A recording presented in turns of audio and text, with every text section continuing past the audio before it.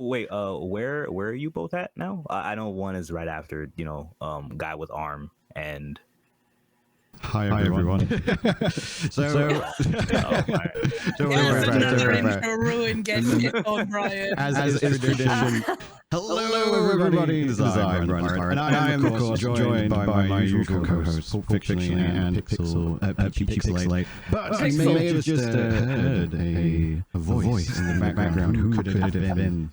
That was this gentleman here, Shine, whose picture has disappeared. What the fuck? There we go. Production quality. Peak. Yes, ShineNYC. He's joining us for this very special episode of Fully Rendered Podcast, a Spoilercast for Expedition 33, Clair Obscur Expedition 33, which I think is a question I want to ask about you guys, for you guys right now. The name. What do we think of the name? Clair Obscur Expedition 33. It means light and dark, right? I have no idea. I just thought it was some chick called Claire. It means light and dark. No, yeah, I it means thought light that and too, dark. Brian. I was like, why is she so obscure? There's no lady named Claire. No lady called Claire. It's No, just a bit there's of a no Claire mouthful, though, isn't it? I just Yeah. call it Expedition 33. Yeah, I think that's the way for most people, to be fair. Although it is going to be, from my understanding, part of the franchise of Clair Obscur, so there could be sequels and stuff, but we'll get into that. First and foremost, Shine, I know who you are, obviously. We're friends. We play Marvel Rivals together. We've cried together. Yeah. We've hugged through Discord when ranked matches don't quite go the way they should go. But oftentimes they do not.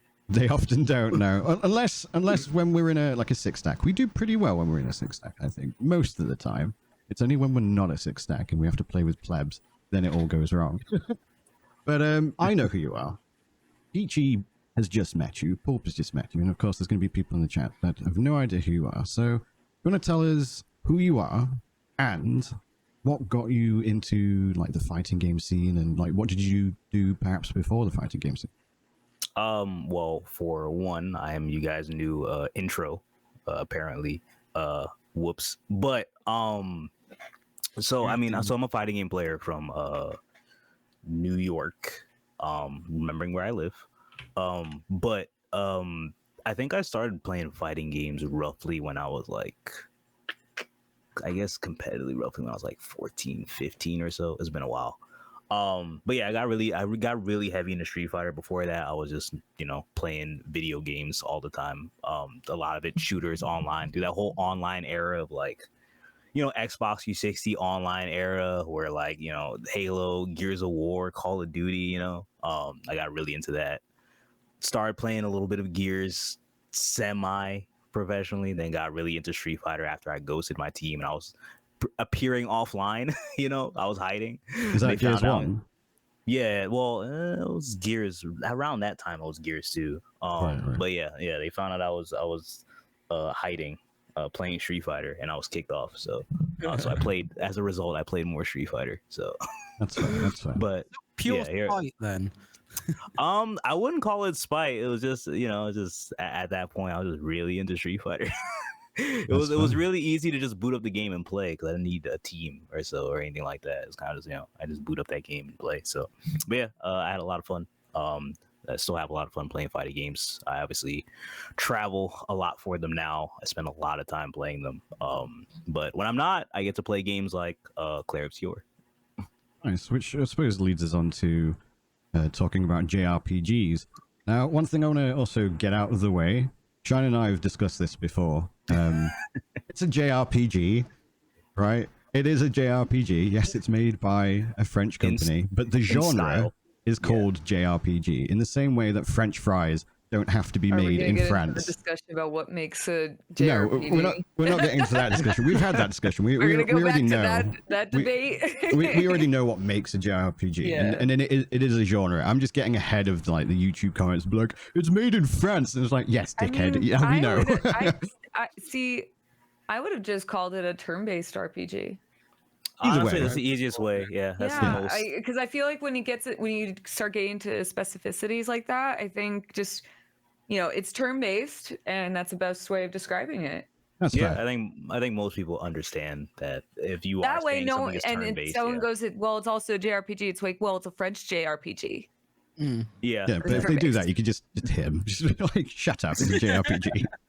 But that leads on to, obviously, we've just discussed how you essentially were brought up on like the fighting game scene. But you've got a love, That's as I really know. cool, actually. I'm terrible at fighting games, so that's interesting. I'm always intrigued. I'm always fascinated by fighting game. Yeah, I mean, honestly, I was aficionados. terrible at first too. You know, I was a rage quitting Blanca player at some point in my life. You know, I just played Gon on Tekken, and that was it. And Yoshimitsu, to be fair. I was a big fan of Guilty Gear. Yoshimitsu, if you were bad, why would you I play played Guilty Gear as well. Yoshimitsu? I never said I was insane. I'm a bad. big metalhead, so Okay. the framing device, because all the music inspiration in it. That's why I played them. I'm terrible. I mean, yeah, that's fine. Guilty Gear is a really fun game, even if you are. Yeah, I haven't played the newer one. I played like X2, I think. The one, it was like way back on the PS2. Okay, that one I did not play. That's before my time. I played Xrd. Back in the day. So yeah, that leads us on to like what JRPGs you've played over the years and what you enjoy. Like, do you have a particularly favorite JRPG that like really influenced your love for them? I think early on, my earliest memory of JRPGs is probably like Wild Arms or Breath of Fire 4. Dude, Wild Arms and Breath of Fire, hell yeah. Yeah, I love those games a lot. And you know, at the time, I just played whatever my parents would get me. Yeah. So you know, I had these games, and you know, I don't have a life as like, I don't know, a 5-6 year old, right? So I'm just gonna figure out a way to play these games to completion. You know, so I kind of just played them, and I really got into them. I think at the time, even Breath of Fire 4, right? Like, I think at some point my dad had a friend at work that would like kind of like mod. He did whatever with my PS4, so it could play like these burned discs or whatever, and whatnot. So I had like this really like bootleg copy of Breath of Fire 4, but it worked perfectly fine. It worked perfectly fine. It never froze or anything. It worked. You know, I played it from beginning to end. The game's great. So that's my earliest experience with JRPGs. I think after that, I think one of my favorites is like Star Ocean. Star Ocean, which one? Till the End of Time. I know second Till the End story. of Time is good. I like that one. It's right before it started kind of falling off. I think it's a fun one. I've played The Last Hope. It's okay. Till the End of Time. I love Till the End of Time, and Second Story was my favorite. Second Story is most people's favorite. I'm actually currently. Well, that's what got me into it. Yeah, because I'm actually playing the remake currently on the Switch. It's good. Yes, it's a good it is remake. very good so far. And Till the End of Time is one of my favorite games, just in general. So, Same. yeah, JRPGs in general, or you know, are a big part of like gaming for me in general. Like, I like, you know, even speaking of the Switch real quick, right? Played Xenoblade 1, 2, 3, all the DLCs for them too. I'm sure I've played some others that aren't coming to mind at the moment, but yeah, JRPG is a huge part. I love the style of them. I like big number go up. You know, it's a very addicting part of that for me. You know, I played Persona 5. You know, so yeah, it's just I'm really into them as a whole. So you know, Expedition 33 is like it. I saw it and I'm like, this is right up my alley. Yeah. And that's the thing with Expedition 33 as well. Like, when it was first announced, I believe it was a year ago at Summer Games Fest, maybe I the remember year we prior. were watching it. Yeah, we were co-streaming the Summer Games Fest, and Wait, was it? What year was it? Because if it was not this year, last year, I think I was still. I think that was when I was recovering from surgery. yeah, it was either last year or the year before. But I think it might have been the year before, because I remember seeing the announcement with you guys. But if it was last year, it wouldn't have been last year, because I don't remember last year. I feel like I saw something for it. It was either late September. It might have been the Game Awards or something. may have been Game Awards Something potentially. like that, yeah. It was definitely something other than Summer Games, because I saw it. I remember seeing it late in the year last. I just year. remembered sticking out. Yeah. Just Yeah, like and that was the just really, thing. really sticking out, because it just seems like so unique to what I think. Like, I thought it looked a little bit like Final Fantasy for a second. Yeah. Yeah, and that was the thing, because a lot of people. Go on. We'll probably get into that, because the Final Fantasy influences in that game are just there on display. Oh, they're there. for sure. Many There's a different lot ways. there. Yeah, but when it was like obviously first announced, a lot of people the general reaction was like, "Ooh, what's this? It looks pretty. It's got a silly name, but it looks really really pretty. Oh, it's turn-based." And then some people are like, "I hate turn-based," and then people are like, "There's dynamic active combat between the turns," and people are like, "Go on, you've got me interested again. Maybe I can forgive the turn-based combat." And then of course they were like, "Oh, it's like an indie studio or a small studio. It's only 32 people and a dog." And then they were like, and this is what it looks like. And it has Ben Starr in it. And it's got all these like big names. It's got the guy who plays Daredevil on the Netflix series and things like that. And people are like, wait, who are these guys? Where did they come from? Like, what's going on? And we've now discovered since the release that it's basically like some devs that came from Ubisoft who were just like, oh, we want to make our own thing and like actually make the game we want. And I think there's like one of them like who's like pretty high up in the company, like worked on like the French equivalent of like Lyft or something like that too. Quite possibly. It was something. It was really like out there. Yeah. So the director was at Ubisoft. He was working on like the Division 2, and then he started learning Unreal Engine in his like spare time. And then he was like, I really like Unreal Engine. We can do some cool shit with this. And then one of the people he was on the team with was like, we're drinking buddies. What are you working on? He was like, some shit in Unreal Engine 5. And he's like, I like Unreal Engine 5 too. And that's kind of like how it started off. And then they started getting like essentially like random people from around the internet. Like they'd go on forums and stuff. Like the person who makes the music, they just found on a random music forum. There's a rumor going around. It was SoundCloud. That's actually a false rumor. So it's not from SoundCloud. No, it was a random music forum. The guy happens to have a SoundCloud, but he wasn't discovered via SoundCloud. You can also, I know he has a Bandcamp as well, because you can buy the soundtrack from there. Correct. Yes, and the writer was someone who had never published before. Like, so the lead writer was literally someone who's never published anything, and they just found them again on like some website, and they were like, "This is real good shit. We're going to hire you," kind of thing. There was like another person who had never, I think it was like the art director or something like that, had again never made games or anything like that before. I think they worked for like a talent agency and like acquired talent rather than being the talent. And then they were like, okay, I can make art and stuff like that now. So it's a very bizarre team that's come together. And the director has said in multiple interviews that it was just kind of luck that he just acquired all this really young talent as well. Very, very young talent. People who are very new to the industry, and yet they've made this phenomenal game. And I think it shows how important leadership is in that situation. Yes, absolutely. Because absolutely. If you are new, you don't know shit, right? You know your shit, but you don't know all the shit. You need someone strong in charge who knows what's going on. And considering where they came from, they must have picked up so much crap working for crap. Yeah, no, that's fair. That's fair. But you also could potentially consider the fact that with them being young, they are like new gen. They've been like raised. They're being taught the new tech. In this case, Unreal Engine 5, MetaHuman, which is the like facial animation tech where you can literally just make people. They've got all these new tools, especially within Unreal Engine 5, that helps facilitate such a small team as the folks at Sandfall to make such a huge production of which they've done that you would usually expect like 200, 300 people to do at a AAA company. The polish is unreal in that game. Yeah, that's another thing as well. It runs Obviously, very well.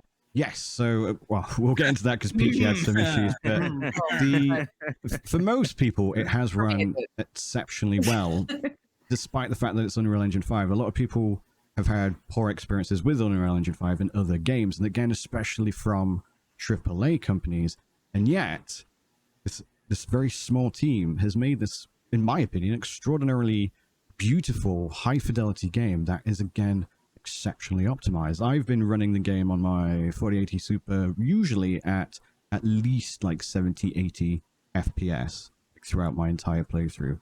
And I think that's insane. On my old computer before I got this one. So I had 3070 and my old CPU chip that was going on me, and it ran great. 100%. Yeah, whatever they did to Unreal is clearly they did something to it rather than running out of the box, because it ran really nice. I didn't have any issues running it either. Yeah, it was good from start to finish. Maybe like a little. I think I had like one slowdown, maybe like towards the end, but like. There's a lot Upscaling of tech was really nice if you get Yeah. that kind of smear, but like going up to 4K Yeah, was I never had any performance issues with it. So No. Yeah, 100%. So let's jump into like what we like about the game first and foremost. So Shine, if we start with you, what are some of the things to start off with that really stood out to you and made you like fall in love with the game? So at first, I would say I think the music. I think Yeah. the music automatically kind of gets you, and I think that's such an important part of kind of setting the atmosphere for it. I'm like, It's in the boo boo, man. yeah, it's just really good in the way that like I hear the music and I'm already sold on the story. I don't even know what it's about, but I hear the music, I'm like, I'm sold on it. You know what I mean? It really sets everything up really well. So that was the first thing I noticed because like you kind of learn to understand how much music adds to the moment of things that they happen. So like epic boss fights, they really add to it. Like I really get that like that rush when like everything is really in place. So the music is what stood out to me at first. Second was probably the actual gameplay mechanics of it. So they ease you into it, and you can see that it's really you can see that it is a bit different from like a normal turn-based game. And I think for most people that's like the selling point, right? Because like people like that like skill-based type of gameplay that's kind of added to something that normally is a bit more mechanical. Mhm. I guess now it's like I have to observe their patterns. I have to dodge. I have to parry at the right time. One is less risk but less reward. One is more risk but more reward. And the better you are at it, the more you're rewarded for it. And I think that's really, really cool. It was a really cool mechanic to add. And I think it's refreshing for a lot of people, especially coming from like the age of like Souls games, right? Like Souls games I think are such a huge influence for why that was even added in the first place. Yeah. So Yeah, Yeah. the director cited Sekiro. Apparently, whilst he was learning Unreal Engine 5, he was playing Sekiro Yeah. on the side, and he was You like, get "I'm the, adding a you get the fucking parry." Sekiro vibe very, very strongly. Yeah, Yeah. 100%. So it adds a lot to the game. It adds to the enjoyment of it. I mean, I could go on forever of why I would glaze this game. You know what I mean? It's everything that's really, really good about it. There's no really missed steps in it. Music's good, story's good, gameplay's good. It's a good game aside from a good story. Individually, if you took one away from the other, they would still be exceptional. So Right, 100%. How about you, Pope? Like, especially on the technical side of things, what are Well, some of the adding- favorite things for you? Adding on to that, I would say the writing was what really caught my eye. yes, yeah, And this is kind of like a weird reason, but I think because like we're all in our 30s, I think, and no, this is yeah, like a real sure. thing. I'm in my Like, this- 30s for sure, 100%. but this is like something that like instantly attracted me from the beginning was that the characters weren't teenagers. yes, Yes. And Wow. that's something that I don't like. I've noticed as I've gotten older as a gamer. I don't like, we have all played things like Final Fantasy, all that. And the main cast is always going to be like 17, 18, 16. especially for this type of game, this genre. Yes. And when I saw like Gustav, when he's first introduced, with the exception of Mael, everyone's in their 30s. And so you have like adult problems that are going on. They're talking about not wanting to carry on. I mean, this is not spoilers because this is like in the prologue. If you're watching, there will be spoilers all over the place. Yeah. This And is it's just- spoiler cast in the they're title. making discussions about like they're having discussions about carrying on the line and like it's somebody making the choice to be childless in the beginning of the game and how it like in the universe that they're living in how it impacts them. And I'm like, these are like adult problems. This isn't like, oh, I have a crush on the boy. Yeah, Why won't he pay attention to me? He knows me, senpai. I love seeing adult problems being broadcast, showcased, like, and the fact that, well, we'll get into the more of the story, but that's something that like it was an odd thing to attract me, but it was what attracted me. It's like I kind of like that these are 30-year-olds. They're people that I can actually relate to, and I don't have to hear high school drama as like part of as a plot device. Yeah, and I think being relatable is kind of important because it really brings you in early too. You know, like you're already invested in these characters that you know. Well, it Yeah, you also need shows that something when you're talking about fantasy that's kind of as crazy as it is. it's also it shows that because the developers clearly drew influence from other other series like Sekiro, as noted earlier, in Final Fantasy, but it's very clear that they knew that the fan base that it would probably be most attracted to this game would be people who were who probably grew up with turn-based gameplay. That's true, and that is something that's more, I feel, in our generation. Yeah, that's true. Of gamers. Mm-hmm. But so I think that at least that's what I took from it. So going in, that weird thing to point out, but yeah, that was like a draw for me. I wouldn't say that was weird at all. I mean, Shine and I were a few weeks ago, just 'cause we're both anime enjoyers, and we'd been discussing how, like myself especially, but I'm sure Shine will agree, when we see an anime, and I know you've said similar before, Paul, where it's like full of like, oh, we're in high school, oh, the world's coming to the end whilst we're in high school, and it's like, yeah, okay, we get it. And then you get an anime, it's like, we're adults, and it's like, yes, relatable, I love this shit kind of thing. Like, I like this one, this is good. A lot of it is like, that's why I point out, like, like we're all like, we're not in high school. We go into these, like, play these games or watch these animes, and it's like they just the problems are just something that that was so disconnected. Yeah, and it's like so when so again, like going back to Clair Obscur, and like in the original prologue, talking about these two people who were together at one point, they broke up, and how the world was impacting them and their decisions, and it's like, hell yeah, dude, these are like real things I can relate to as an adult, because I'm an adult playing a video game. How about you, Peachy, as the 30-year-old adult? What was my favorite part of the game? I'd really like to maybe a bit later on get into and dissect the prologue, because I think the prologue is a very important thing that we should. Yeah. There's two things. One I'll just quickly mention was the direction, because we're all talking about how the music works together with all the mechanics working together and the story and the visuals and all that. I think the direction, is, particularly at the start of that game for the prologue, was so fucking good that I don't think any game has come close to that level of cohesion ever. But the main thing that I love about the game is it is easily the best turn-based combat I have played since Final Fantasy X.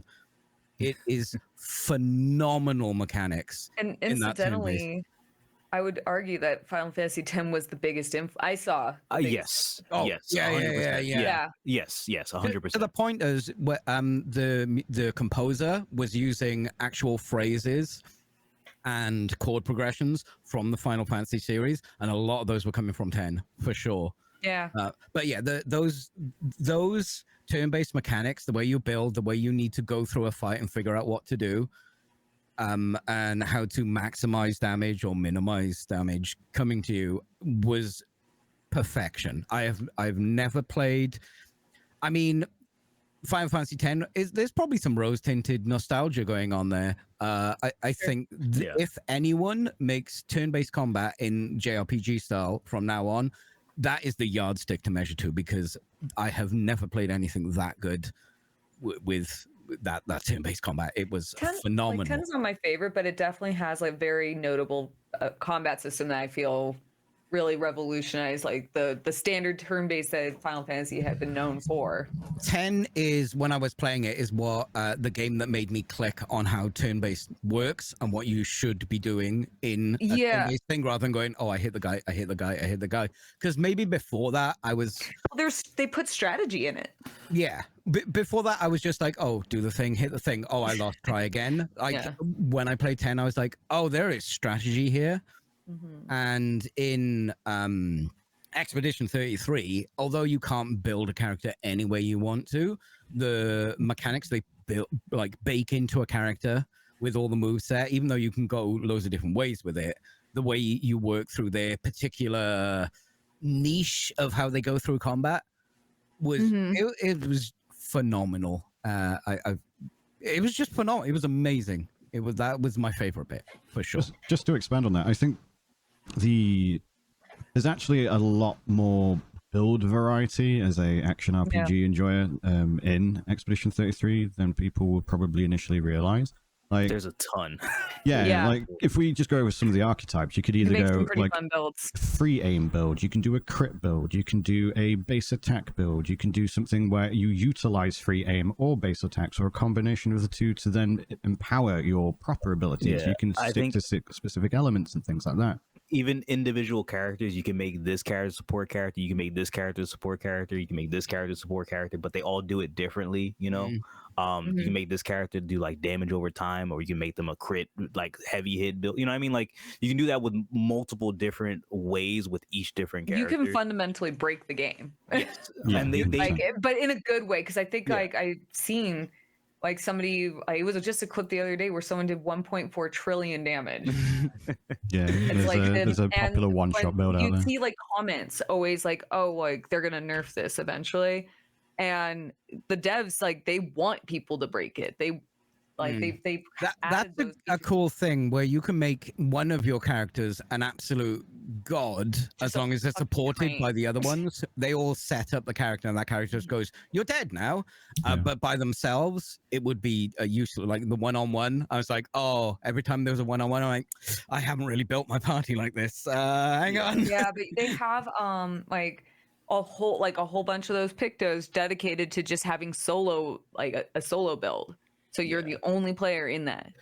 I think the coolest part that they go about doing this is in the way that they like kind of guide you towards these different ideas. So if you look at like the weapons that you get, right? Like they give you like these weapon types of like description, like, hey, this does this, this does this, does this. But then you kind of take that and like, wait a minute. So that's how you kind of build them, you know, like it gives you the idea on how you want to actually build characters, but then like it's in a way where it kind of feels like your own idea. You know what I mean? No, for sure. The only thing I really wish they did was they let you save presets, because that would make it so much better. Because the amount of times I was like, if there is a critique, it's in like the menu. Yeah, it's like there's not a lot of critiques I have for the game. Yeah, of course, yeah, but that probably would be like one if you had to really pick one out and nitpick. It would be like maybe we can add some like quality of life stuff in terms of like, you know, arranging, which I wouldn't be like, surprised if they added, because of course they're paying attention to what the fan base is saying, and and that's always a great trait for a developer to have, is to address concerns as they come in. Yeah, they did say that they are looking at UI elements and improving on them. Yeah, which is awesome. Brian? What stood out for you? The one thing that just like one thing. Well, like all of you, I could quite easily say everything and just glaze the shit out of it. But if I'm entirely honest, the first thing I think that caught my attention was the art style and just how beautiful the game was. And that was during the announcement. That was the thing that initially got me interested in the game. I was like, holy shit, this looks spectacular. Like it was stylized and yet realistic. Like it usually when you get like JRPGs, it's very stylized, but in a like anime style or something like that, and it's usually only really in like the Final Fantasy series specifically where you'll see more realism amongst characters and like real human faces and things like that, and just the way the UI menu, the user interfaces, all the menus, everything just looked. Oh yeah, no, I'm not saying it's not stylized, but it's still realism within the stylization that they've gone with. So just seeing all of the style, the graphical fidelity, and just how well it was put together is initially what got me into it. And then, like all of you have said, then it became the combat when I started seeing actual clips of the combat, the story, the writing, the music especially. And it looks like I'm going to say everything, basically, because, yeah, it is pretty much everything. But I think that initial hook, I'll say, was just the style, because it's not really something you see all the time.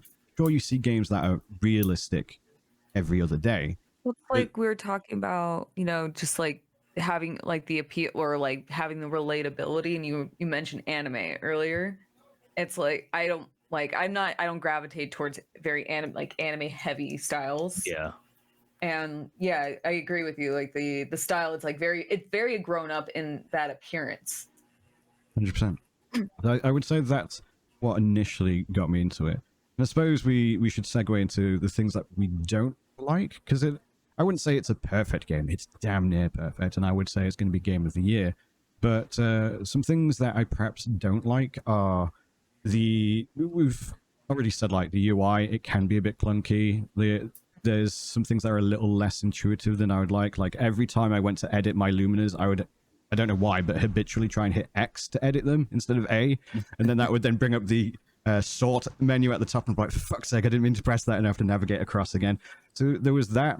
I would have probably liked to, and this is a very, very small nitpick, I would have liked to have been alerted to areas that were way out of my level. Like, you had the red portals. Sometimes there'd be like a world boss, and I'm like, I'm gonna fucking fight him, and then I'd do a bee's dick of health to him. The bar would barely move, and I'd just be like, yeah, I shouldn't be fighting this guy yet. And it, like, little things like that just felt like a little waste of time. Because I'm probably an action RPG gamer, and I like to min-max, I don't like having my time wasted. So if I go into a zone and like climb into an area and get to the boss, and then the boss goes, here's 10 million damage, you need to be back here when you're 60 levels higher, I'm like, okay. Weirdly, that doesn't bother me in games, and I think it's because I'm a Souls player, where it's like you go in and like you learn, like because I'm the opposite. Like, part of like the fun is going just exploring, because I have like that FOMO, like I call it like the FOMO mentality when I'm playing. Like, I'm not a completionist, but like I'm afraid to leave an area until I look. I know it's done. Yeah. Yeah. I'm looking for the wrong way to go. There's gonna be a point of no return, because I've played too many games where that's happened, and it still happened. It just happened not too long ago for me, with Liza P. But anyway, I feel the same way when it comes to that. Like, I actually like that. And I guess it's just like a me thing, right? But I actually like the idea that I could stumble across something where I'm not supposed to be yet. And like, maybe I'm that nasty and I handle it, like yeah, right. You're like, no, I can do this. It gives me incentive, or the idea of like, and the incentive that, oh, okay, we can come back to this area. Yeah. Clearly I'm not strong enough to be here. There's going to be a point in time where the game's going to encourage me to look back and actually revisit some of these areas. Yeah. So I think that's why I like it. But I get it though. Yeah, I understand. Yeah, I respect your reasoning, because like I look at it as like, because I will play the game going like, I gotta look everywhere. I gotta make sure I found everything, because you don't know if this place is gonna be destroyed or we're never gonna be back here again. But then when I find something that you stumble across and it's way harder than where my power level is currently, I'm like, it's like almost like a wash of relief. Like, okay, cool, I can come back here later. And sometimes that's not the case. I would argue in Souls games, even if you're underleveled and not supposed to be there, it's still achievable. And I think that's the difference. Whereas in Expedition 33, there are bosses that you could come across in the open world very, very early, where it is very, very clear you will not beat it unless you perfect every dodge, every parry, and you put 10 hours into the fight, because that's how long it will take you to get that health bar down. I would argue that's exactly the same as Souls, how it's attainable, because it's still attainable in the game. No, when I say attainable, really early. When I say attainable, like, you can do Soul level 3. Soul level 0 in pretty much all Souls games. Yeah, whereas and that's what you I'm need saying. literally hundreds of thousands of damage to kill bosses, which you can't even achieve in the early game of Expedition 33, because you can't go over 9999. What I mean is, like, so when you first when the world map first opens up and you can go on the water, there's a boss just like right in there. His name is Sprong. Yeah, I went straight for him. You're not, and I don't know if like when the game wants you to go fight him. It took me like 20 minutes to kill him. I tried at first too. I gave up. I didn't find myself I was dedicated. too punished for that stuff, because if you die, you just go back to a flag. And I was never at the point where, oh fuck, I gotta do all this again, which is nice. Like that I appreciate. Is like, if you go in the wrong area, and the amount of times I would go through the world map and find something that was way too powerful. I'm like, I think I could kill him though. Yeah, there are definitely like big bosses, but there were also quite literally bosses where you needed hundreds of thousands of damage to to even do it within hours. I came back to multiple times, and there was one boss that I spent like 45 minutes on my stream just like, oh, no, I'm gonna kill him. I know I can do it. I kept going back. That's the split for me, Brian, because when you go into one of those things, you're like, I personally, I got this excitement, this little like butterflies in my stomach. I'm like, is this one that I could maybe do if I play it perfectly? Or am I going to get shit on? And I kind of got a kick out of that. Yeah, no, I definitely took on bosses that were harder I than think it depends on the than- player, to be honest, with this kind of thing. Like, it's either something like you would come across these like challenges, and it's like either you're gonna take the attitude, like you might have the attitude like I'm gonna do no matter what, I'm gonna try. Or there were definitely bosses I took on that were above my level and did beat them. I do like the challenge, but there's some that were quite literally not doable before you get until you get the excess of 999 damage perk, basically. Oh, the pain and power. I think it's called. So I think for me, whether you choose to beat it or not, the reason why I like that is because it gives it a more open world feel to me. I think it's just more of a feel thing more than like this is a challenge, I need to beat it and I want this challenge as early as possible type vibe. Is more so like this feels very open to me because like, and this is more I've because it's the most recent game I've put into a lot of hours aside from Expedition 33. I compare it to Rebirth a lot, where Rebirth had a quote unquote open world, but a lot of it you are guided and you go to the waypoints, you do the waypoints and you're done. Whereas in Expedition 33, I feel rewarded for exploring, or I feel punished. You know what I mean? But the idea is that I feel like I should explore. Whereas in Rebirth, it's like go to waypoint. There's so much hidden stuff too. It's kind of like a paradox, really, because you have full agency to go where you want. But as Brian said, there are some things that you can't where go they are time wasters. You ain't from around here, you know? Okay. The way I took it, because I platinumed the game, so like I really enjoyed it. But the way I took it is anytime there was red text for over the area, that was where my takeaway was, okay, they don't want me here yet. Yeah, that's how I got but it. If it wasn't red, that's like free game. Like as soon as you open up, like you can go for Sprong right away, or not. You can go look for all the gestural beaches or not. For me, it was like use your best judgment here. And I'm like, all right. My best judgment was I'm doing no damage. I'm out. You know, like I might give it a few tries, but the red areas I would go in and be like, I could probably take it and get taken out immediately. It's like, I couldn't take it. There's also an element for me of, but what's in there? What is in there? Curiosity. But I want to know not allowed in here? Did any of you I want to know right now. Did any of you do the cheese tactic where you're like, well, if I don't engage them, I can just loot everything, and then you just run like a snake. Honestly, and you're just like, pick it up, run out.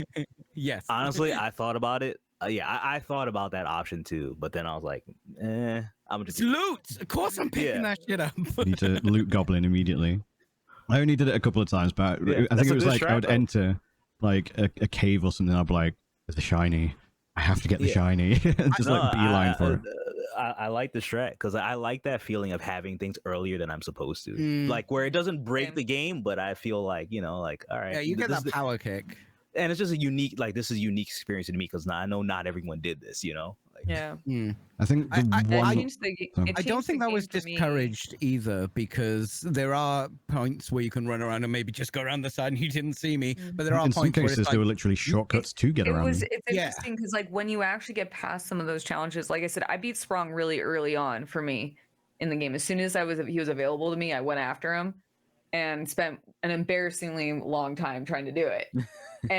But I got the cheater picto early on, and it changed my entire trajectory of the game because I was just like, hell yeah, like now I get 2 turns in a row. Yeah. The I didn't last find that thing until much later on. Sorry, go ahead. The last thing I would say that I probably didn't like, and again it's a very small thing, was some of the portals you went into, and it was just like the camera was like zoomed out, and you was like, go pick up the recording, like the vinyl, and it's just like, oh, I had to go through a load screen for that kind of thing, and then you'd leave. Yeah, I actually agree. Yeah, there were some areas where a part of me feels like it was supposed to be more there, but this is kind of what they narrowed it down to type of vibe. But yeah, I definitely agree with that. There's times where like I find a new area, I'm like, all right, I'm excited for what's in here, and then it's like, Just a one big scene. one zoomed out camera, then some music, and you pick up the Yeah. music that they're playing, and then you leave. I got the Yeah. vibe. Oh, that- yeah. Those areas where it's like, oh, there's nothing here. That's it. Yeah. It's Yeah. like, this cost me Those- 2 load screens. What the fuck? Kind of thing. So go on, I got the PT. vibe of those areas that they might have. Oh, we're gonna do something here, but then obviously when you're Yeah, I making a thought game, like you there'd need be a to. story relation. You can't just go crazy, and you might have to go. Okay, we can't really do the bit where you sail across this ocean on a pair of underpants and a mushroom.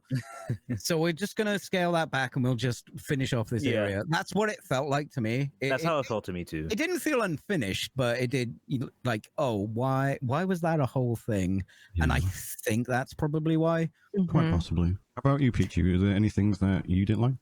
Oh yeah. There is something that I really, really didn't like and ruined the game for me. Is that the thing you had to get the mod for? The parry system Right. is fucking awful.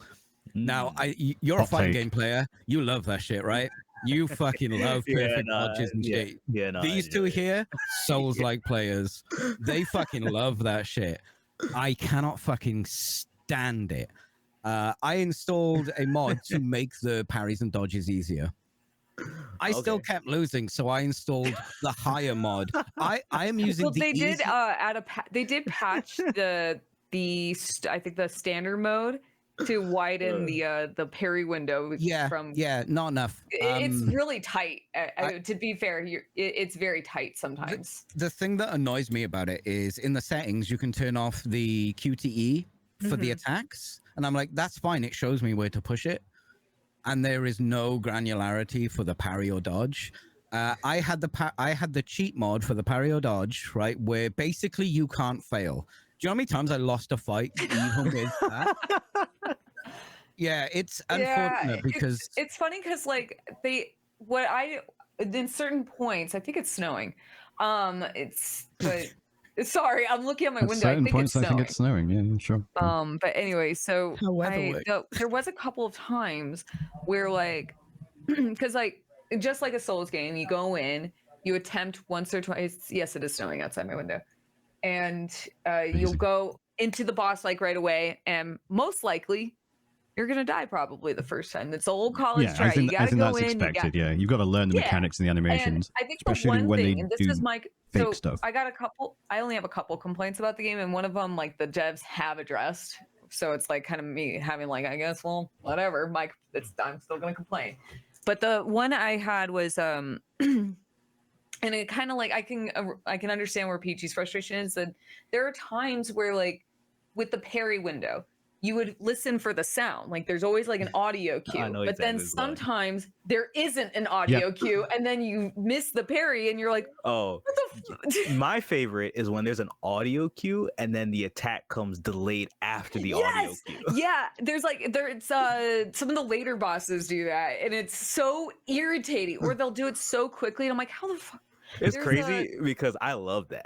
I Yeah. think that's To so chime sick. in on that, Well, there pairing was it was never so. Even though I like Souls, I was more like dex build with no shield. I like dodging. Yeah, no, yeah, And a it lot of was- people were like that. Yeah. Yeah, and Sekiro was like a huge learning curve for me, and same with Liza Peaks. I played through that and platinumed that too, and so but pairing takes me a little while to kind of get the flow of it. So like I do like that they gave you the option that you could choose to dodge. Like if I ever Yeah. didn't feel comfortable, I'd be like, no, screw it. I don't Oh care. yeah, no, there are Yeah. fights where I just chose to dodge Yeah, entirely. Yeah. because they would just be going too fast. the problem for trying- me The is one- I was missing dodges because everyone's like, oh, just dodge to find out where the timing Well, no, is. some of the, I can't find to the be fair, timing for the fucking the dodge, mate. window is no wait. To be fair, because I've had people say that where I'd be like, "Fuck, I can't parry this guy." It's like, "Why don't you dodge? It's easier." It's like, but to be fair, some of the dodges would be a little bit harder to figure out because of the delay. You had to still do it. It's still a similar window. I think also when it comes to dodging is that when you parry, everything is a set rhythm. Like let's say you have to parry a sequence of things, it's a set rhythm.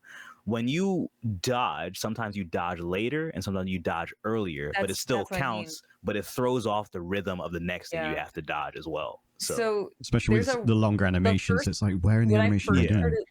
when I first started playing the game, my husband clipped it for me where I was like, it was the first fight with Mael, like in the prologue, and they're teaching you how to dodge. You see me going multiple times trying to figure it out. I'm like, Jumping when backwards. do I dodge? And I still get hit.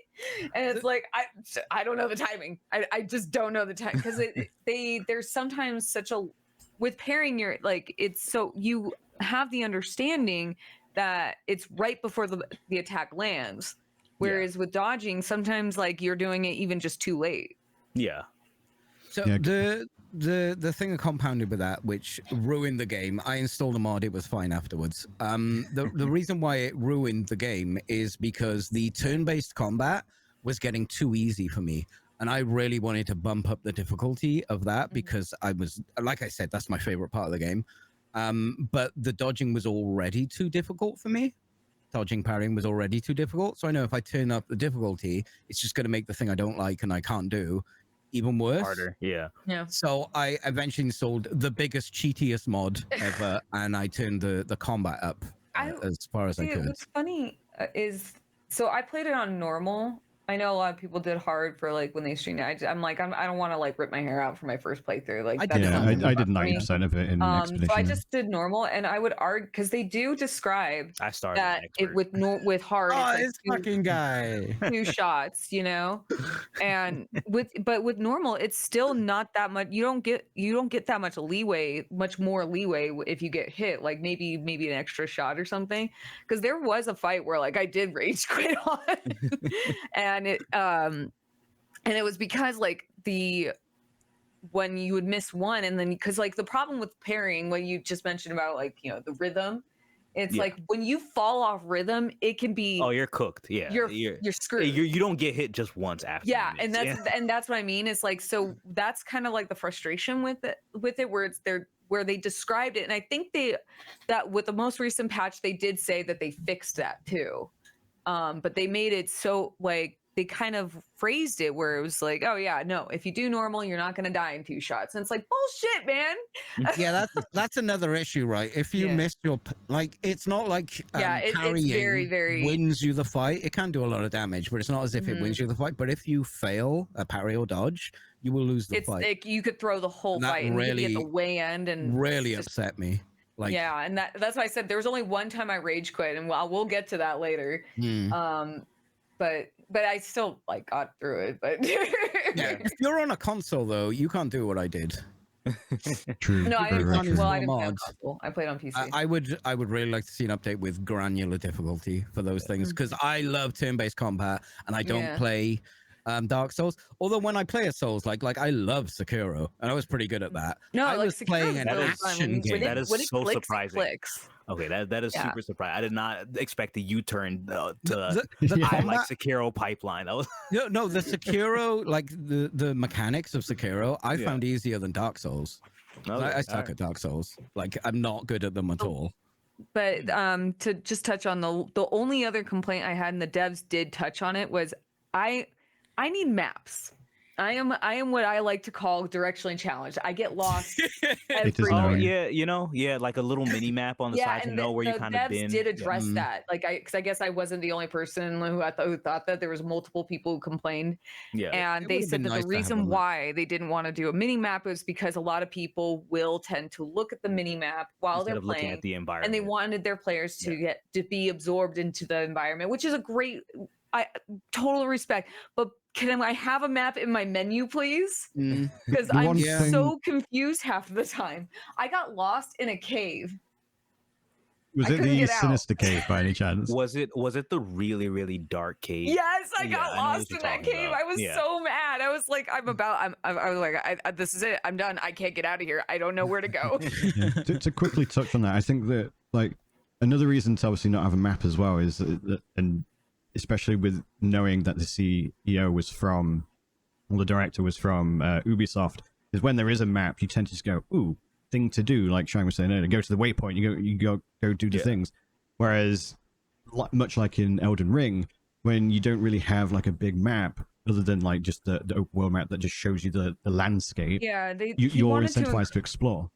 Yeah, that's what the reason they said was that they wanted people to be engrossed in the environments and actually explore. Yeah. And that is all well and good. Do you know how many times I've gotten lost in Elden Ring too? Many times. Yeah, My favorite do you was know how many times I got Black lost in Myth. Wukong? Like, Yeah, it's the yeah. amount of times I've gotten lost in video games, even with a map. I don't play Night Rain. I get lost in Night Rain. There's a big map that you can use, and you could pull it up while you're running around. Don't you hate it when you're running around in a game and you're like, ooh, ooh, ooh, ooh, and you're like, this is where I started. Yeah. You're like, this seems familiar. Oh, the beginning kind of thing. Yeah, I think there's a few areas, like, because even though it's for Expedition 33, it's pretty linear for the most part. Like the areas, like When it puts you into a map, it's like, where do you want to go? I wouldn't say it's linear, but it's not like go back on yourself, double up. What I mean Maybe linear for the is odd like secret.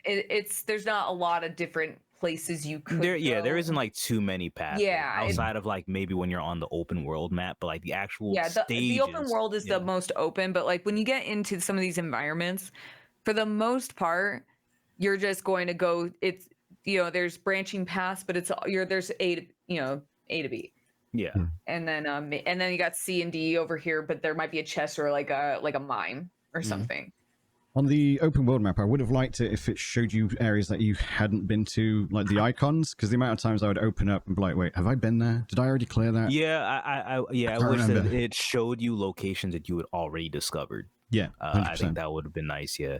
Maybe have a gray scale. Gray icons for ones that you haven't actually been in yet, and so on, or something that shows you or indicates that you've completed it or cleared it, and there's nothing more to do there, or something like that. Aside from I'm that, okay with it not telling me that I've completed it, but maybe have I been here or not? 100%. That was something I would love to have seen. Is like, because there would be certain areas that you would go, and they would be just side content, like the yellow. I think it's called the Yellow Forest. Yeah, because there's the Red Forest, there's the Yellow Forest, and Yellow Forest. I went there, and again, this is where for me, I need maps. I would go in and I didn't know where to go whatsoever. There's like the path down there. I'm like, how the fuck do I get down there? And just would wander way too long. And like, I don't want to go stop at a flag because I don't want to respawn everything. I just cleared everything, and I figured out where to go, but then I would forget how to get there. So, and then so when it came to finding the bot, like the boss there, which was like, I think you had to find the key and then go up. And the boy at the gate. And I left early because I didn't know where the key was. I didn't even know there was a key, and I didn't know where anything was. So I left halfway through, thinking like, this is just some like I guess grinding area or whatever. And then I looked. When I was trying to find all the collectibles, and I pulled up a just like a collectible list, and I had to go back there, and there was something there, and I'm like, shit, I missed something entirely. Yeah, it's like a whole. If I'm thinking about the right place, there was like a whole boss fight at the top of the hill and stuff. That's I didn't know about that because I walked in and the sap lady unlocked the thing. Yeah, platform.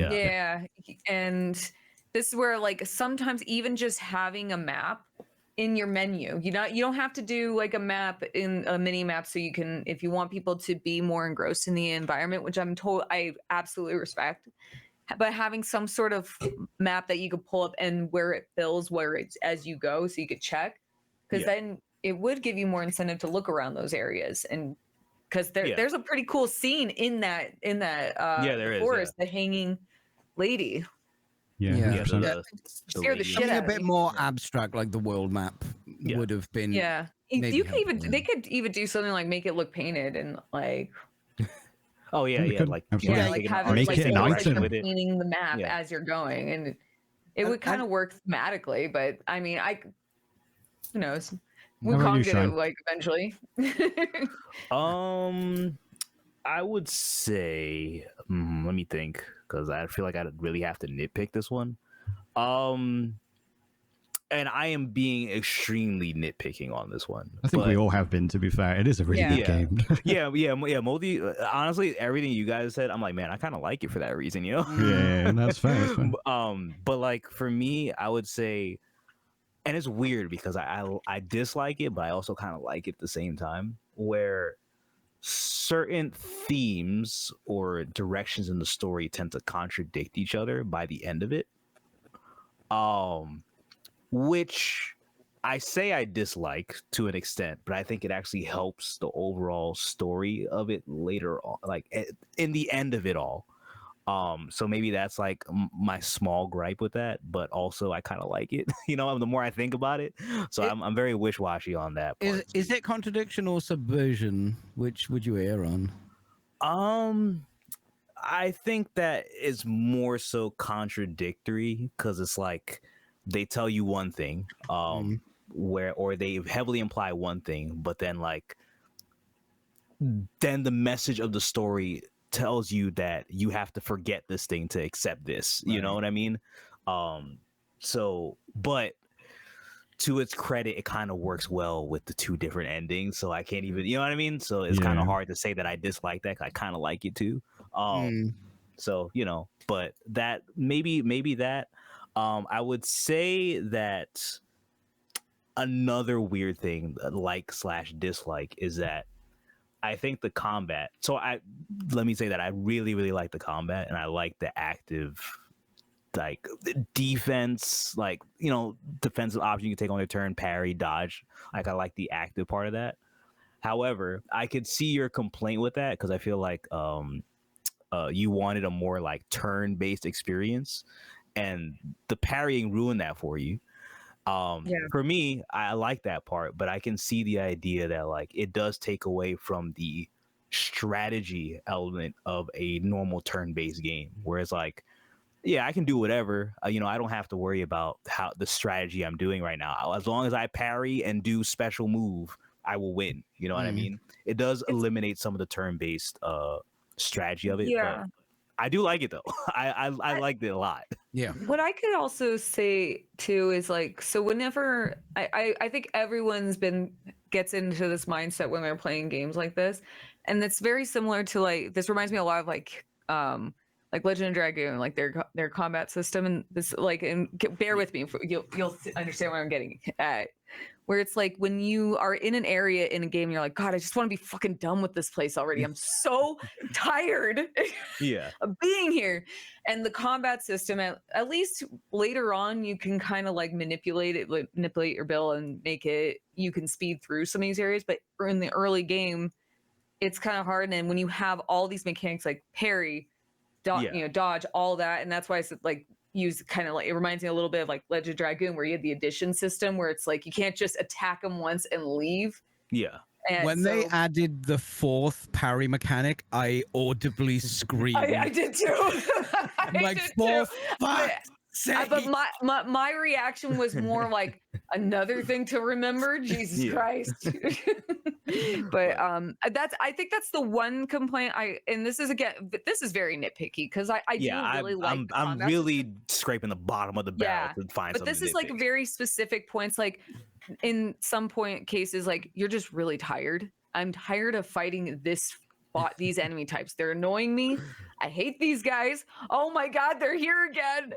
And you just want to, and I think the running mechanic isn't really like, it's not like it's instantaneous like Final Fantasy was, where you could just hold it down and run. You have to like queue it up, which isn't a horrible thing. But if you're just exhausted of the area, wanting to leave, so it's the very specific time where it's like, I just want the battles go a little faster. But this is obviously like early game complaint. And because that does get fixed later on, because you start finding these pictos and you can make your build, which can alleviate those issues. But that's usually, I have that same complaint with any game where they have more intuitive combat systems like that, where I just, there are moments where I'm like, can I just like do one hit kill or something so I can get out of here? I'm tired. It is 1 a.m., sir. I have been playing this for too long and I really want to go to bed, and there's no save state. That's fine. Oh, actually, you all right. I do have one actual complaint. Everything else was like me nitpicking something and saying I like it anyway. But one actual complaint is not a save button at any point. Like I wish I had a way to just pull up my menu, save, and be done with it. But it had autosave, right? it had autosave, but like there are times where it doesn't trigger immediately. So like, let's say Yeah, I it's started far away from like a boss in the overworld, and like Yeah. it's that's saved fair. all the way back there. So every time I die, I have to walk all the way back Yeah, there no, when that's fair. it would let me The save walk anyway. back of shame. The one Yeah, with so like the one with the lanterns, that took me a couple of tries, and like by the fifth time walking through those lanterns that were going on, it was no longer, oh, this is joy, oh, it's coming on. I was like, Yeah. oh, just get me to the fucking. it's like, but there's a way to force the save. Like you go into your menu, you switch your weapon, you switch it back. Yeah, I learned You- how to do and that. it pretty auto early on. saves for you. And I'm like, Oh, for you know, real? yeah, for yeah. me, it would be like, well, we could just add a save button and skip that part, But that's like Because nitpicky. I'm a build changer. Like I like to test new things out while I'm Yeah, of playing. course. So I think like I just was constantly triggering the auto save, so I didn't come across that problem. I played but- that the opposite because I'm like, I'm sticking with this until I make it work, and then maybe I change later. See, after I make- constantly like. I like anytime because with Souls games, like it's a very natural thing that you do where Yeah. you'll attempt something. I'm like, maybe I should try a different weapon. I felt like And they then gave me it's like, no, maybe I plenty should go back to that other weapon. I think I like that other weapon better. I think I it would works a just little bit better. change weapons in Elden Ring when I was bored. I was like, yeah, I'm changing my build today. I woke up just the wind was blowing a different direction. I'm like, build change day. Yeah. That was it. the recess. That's why I wish they had a preset, but like Yeah. preset save preset so you can because I really do like testing out new builds, and there have been a few times where I'd see someone post a build that was kind of cool. It's like I want to try it, but I really like the one I have, and I really don't want to start. You don't like, want to lose it, around. yeah. I don't want to forget. I thought the reset resource was quite abundant, so I didn't feel locked in. And the only reason I was locked in is because I'm stubborn as fuck and I want to make a thing work. It is a lot as well, because you have to you reset your pictos or luminas, and you're like, okay, now I have to click a button 20 times to reassign them, and then if I change to something else and decide that I don't like it and change it back, I've got to do that twice, like on top of that. And then I've got to find the weapon in the scrolling menu of the 40 billion weapons that I found and remember which one I actually liked. And and then you got to very... maybe train another picto and well, that's what it reminds me a bit of, like Souls, where it's like because I'm not super big into them, but my husband's really big in respecing for like specific needs. And sometimes I'm like, when I'm playing like with because you get so many of the resources so you can respec your character, and if I wanted to attempt a new build and it's like, oh, I have to totally redo this. It was more the labor of it that put people off, I would say, rather than the resource. Yeah, well, it's more about like I said, that this is where like the saving the presets would really help. It would have, because like if I have a build and I have to respec the character in order to do that, the only feature they have in the game right now is you can favorite the certain pictos. But if you start favoriting all the ones that you're using but they're not specific to each character, if it was like specific like favorite but only for that character, that would be a little easier to at least. I didn't even bother using the favorite system because of that reason. I'm like, I like everything for different characters, So it just started like everything has a star next to it. So like if they had that, I would actually as a player be more inclined to want to respec my character because I have so many of the respec materials, so I can go in and try new things. But I don't want to have to redo all my builds because like. What if I decide like I do a respec, I do a new build, and I end up not feeling it too much? Then it's like, shit, what was my last one? I was wondering if that was by design because each build is quite in depth. There's a lot to go through and change and build. I mean, I'd be surprised because the game gives me the impression and the devs that they want you to experiment. Yeah, and for sure. That's why I don't think that's by design. I think it was just something they probably will end up adding later. I don't think I explained that well. I think they do want you to do that, and by not having you just switch back and forth between things, you go, oh, and you read a different picto or a different weapon, you go, oh, hang on, and then you try it, rather than just going, oh, this is the weapon for this build. Oh, this is the build for this weapon, and just switching back and forth. I was wondering if maybe the reason they didn't allow you to do that is so you can just relook at all the different stuff you've got and unlocked and found. It's possible because there's so many options, and there are times you get pictos like early in the game, and you're like, when the fuck am I going to use this one? Well, what the fuck is And then that? later on, you'll get this other mechanic? pictos that kind of like fit in almost like a Yeah. puzzle, and you're like, oh, okay. Like that insta death one. It's like, when the hell am I going to want to kill myself? Oh, yeah. and then it turns out like there's all these different things where like you have the auto revive, and then it's like, oh, okay. So now and then you get these what like certain status boost. Sorry, I couldn't think of the word. Status boost will happen if this character dies, that the rest of the party gets like a attack up, defense up, and it's like, okay, so now this is starting to click. You could put that auto death on that character and auto revive, and then all of those, so it just boosts the shit out of my party. If you got the build where you do like billions of damage when you've only got 1 HP and you kill them and revive them instantly, they can one-shot a thing. Yeah. Oh god, the turn-based is so fucking good in that game. Yeah. There's so many ways you can go with it, even though you don't have the sphere grid that you did in Final Fantasy. Because when I saw the build, I'm like, oh, that's a bit small. There's just a few things. No, it's deceptively big. The direction you can go, like you can go from one side to that side and go. Those somehow work together, even though they are like That's the cool 50 part. spec Yeah. points apart. Like, I do notice though, where it's like what I do, and why I really do hope they give people the options to save their builds, is I do have a habit in the late game, especially when you get so many pictos. I just pigeonhole myself. yeah, Like I think, and a lot of people did with especially Mael, because she can be, she could be a powerhouse Yeah. if you build her correctly. And then once you're there, it's like, why would I want to change her now? Yeah.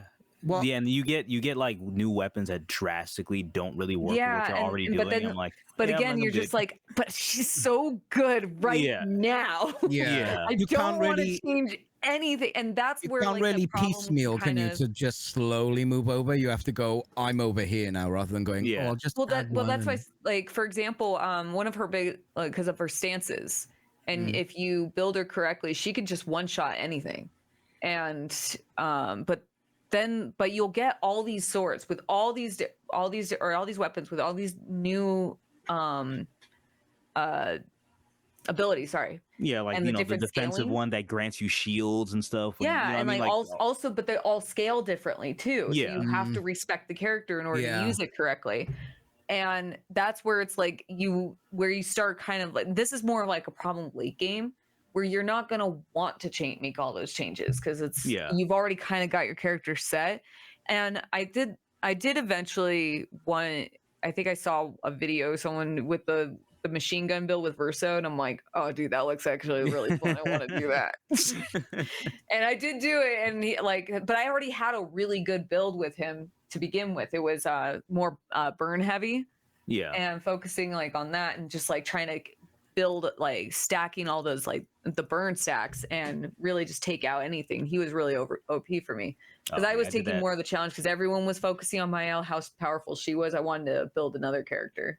Yeah, I did the burn thing with Mael, and with Verso I did like more of a base attack build where he attacks like twice and stuff, and yeah. I think my Verso will attack like 15 times per turn because everything because it's just all you see all the pictos activating, then just all my AP just keeps growing. Your screen just fills with blue text at the bottom. Oh my god, it's such a mess. Yeah, the dopamine rush off that is look at it go. It's nice. Yeah. I just feel so cool right now. To quickly add an answer to your question, Peachy, if the reason the system is as it is to incentivize the exploration of builds, I think it's a bad tactic if that was the case, because as we've pretty much just discussed, the chore of exploring those builds and the time invested into having to just swap them in and out. Like, for example, you could go, oh, here's a fire weapon that buffs the shit out of all my fire skills.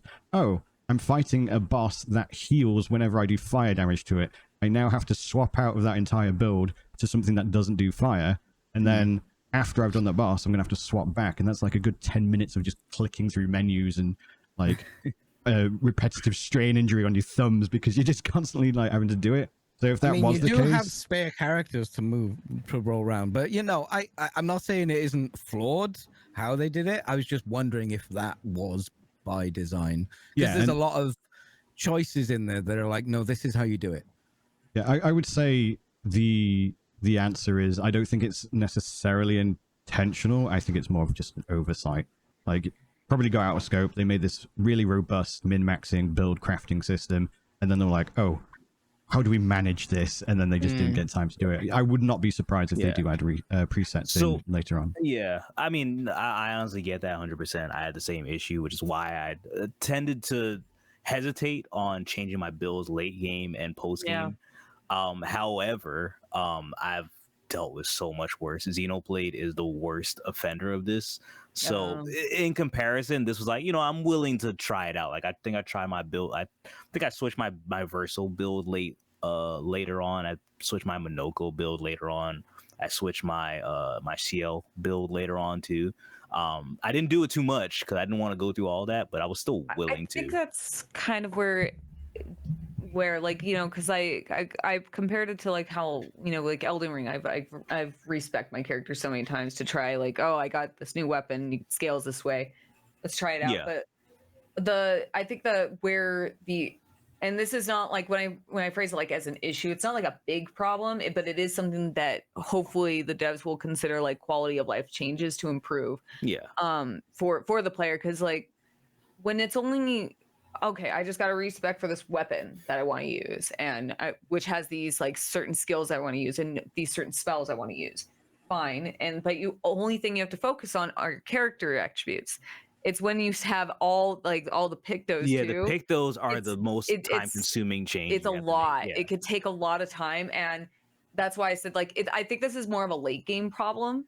Because in the early game, when you don't have too many pictos, and you're like, I'm going to test this out. Why not? Let's see. Yeah, it's very easy. I know they flood you with pictos pretty early. They give you a lot, like a lot. By end game, you literally have several hundred. I'd have to load it up, but I think my Verso has like 425. Like Lacrima, whatever it is. Lumina. Like Lumina. Why did I say Lacrima? No idea. I was thinking of something else.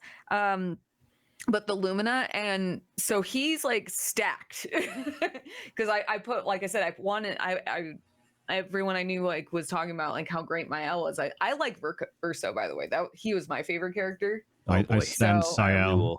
I got Ciel so strong. Ciel's great too, but I mean like in terms of writing, I think he was the strongest. Oh boy. And I tend to gravitate towards characters like that. Which is something we'll talk about in the second half of the show. We're going to go to break. But anyway, I also I was trying to like give myself that challenge of like trying to focus like, okay, everyone keeps saying my L is the powerhouse. I'm going to turn this guy into one. And kind of worked. He's not doing 1.4 trillion, but that's more, I think that's CL who could do that. I think everyone in some way or capacity. Like there's so many tools for you to get. Like, I haven't focused on her though yet. Her and Lune, those are the two I want to work was more my on. favorite mechanical character. I use Lune and CL. Lune is one of my favorite characters. CL and Lune are the one mechanically she's one of my favorite characters. Because when she came around, I don't know. I think when I read her like how her character operates, I was like, I'll come back to her. Let's jump to break. I was still kind of trying to get used to everybody I had. Yeah, that's fair. That's fair. Yeah, so and it took me a while. Like the only reason why I focused a lot on Monoko for a while is because I was trying to get all the enemy skills. Yeah. So we're going to jump to break. We'll be back in about 5 to 10 minutes. Go get yourselves a drink, a snack, go walk around. I'm right here, Brian. Have a poo. Weigh yourself before and after. Mics will be hot. Music will be playing. Don't do it. BRB. Welcome back, everyone, to the second half. Welcome back, Shine, to the second half of the Fully Rendered Podcast, the Spoilercast of Expedition 33. We're going to talk a bit more about story now. Let's start let's talk about the prologue. Yeah, so you go ahead, Peachy. Okay, the prologue is just literally the greatest thing ever committed to any media ever. It's better written than any movie I've ever seen. It's better directed than any movie I've ever seen. And it's better interconnected with actual gameplay than I have ever experienced in my life. It is so clever. It is like, okay, you have this prologue, right? And you're Robert Pattinson for a bit, and you talk about the stuff, and they do the. He looks exactly like him. He's looking for Bella. He's looking for Bella. So then her name is Sophie this time around. he finds his ex, Sophie, is that her name? I didn't pay Yeah. attention. And then you control her, right? And you're like, okay, and you're moving around, you're doing all the things, and you go and interact with people and do your JRPG. Oh, I'm gonna talk to this person in the crowd. I'm gonna solve a little silly problem here and answer some questions and stuff. And the story starts. You have no fucking idea what's going on. Like the Eiffel Tower has turned into licorice or something. It's a candy cane, you know. Right. Love licorice. There's all these beautiful petals everywhere. Then you see the tree, and it doesn't so much give you a little bit of story and a little bit of story. All it gives you is a little bit of character, backstory, what is happening directly rather than what has caused this. And you slowly start to realize that the character you've just been driving around talking and asking questions about, you don't find out they're going to die. They're like, oh, something bad's going to happen. But you're playing this character and you're like, nah, I won't. There's going to be a video game thing, and then there's the adventure, blah, blah, blah, blah, blah. It kind of subverts your expectation in that way. And then you start to learn, and then she fucking dies. And the whole prologue is leading up, telling you this character is going to fucking die. I did not believe it until she fucking died, dude. Well, it's like So, if we knew French, it would have helped, because like I guess gamage means like going away or something. Like yeah, I forgot the actual like direct forgotten. My translation, chat but it told me when I was literally playing. tells you. But yeah, no, they're hinting at this stuff, and they're saying in the age, and they kind of get across that age thing, which I think is a bit of a sci-fi concept we kind of understand, of like, oh, the elders go to die so the new ones can live and stuff. Like, it's an understandable concept, but I'm not expecting this the whole way through. And they're not. I mean, there is some somberness going down, but no one's like just bursting into tears going, no. And Everyone seems more like it doesn't give off the vibe of like what's going to happen. And when I was playing through it, I knew like Gustav was the main character because he's like on the cover art. So I'm like, it has to be him, right? And when I met up with Sophie, I kept asking like, why is everyone paying attention to her, not me? I'm the main character, and then then after she died, or after she dies, I'm like, well, I'm a real asshole, aren't I? So what it does, it only has a short amount of time to set up this game, because they need to get to the video game, right? And they hook you in. Like the first scene between Gustav and Sophie, I think that went through many iterations, because that is to a T perfection. The acting is great, the animation is spot on, like the camera and stuff. It's like it's really cinematically done. Like the rest of the game is cinematic, but for two characters, you care about Sophie and you play her for like 6 minutes, right? Right. But you care, and then it happens, and suddenly you understand what Gustav is feeling. Yeah. The protagonist, if you will. You are instantly in his shoes, because you're like, well, it's not going to do that. It's a video game. They give me control. I have a party now. This is how it works and stuff. And they really make you care about Sophie in such a short amount of time.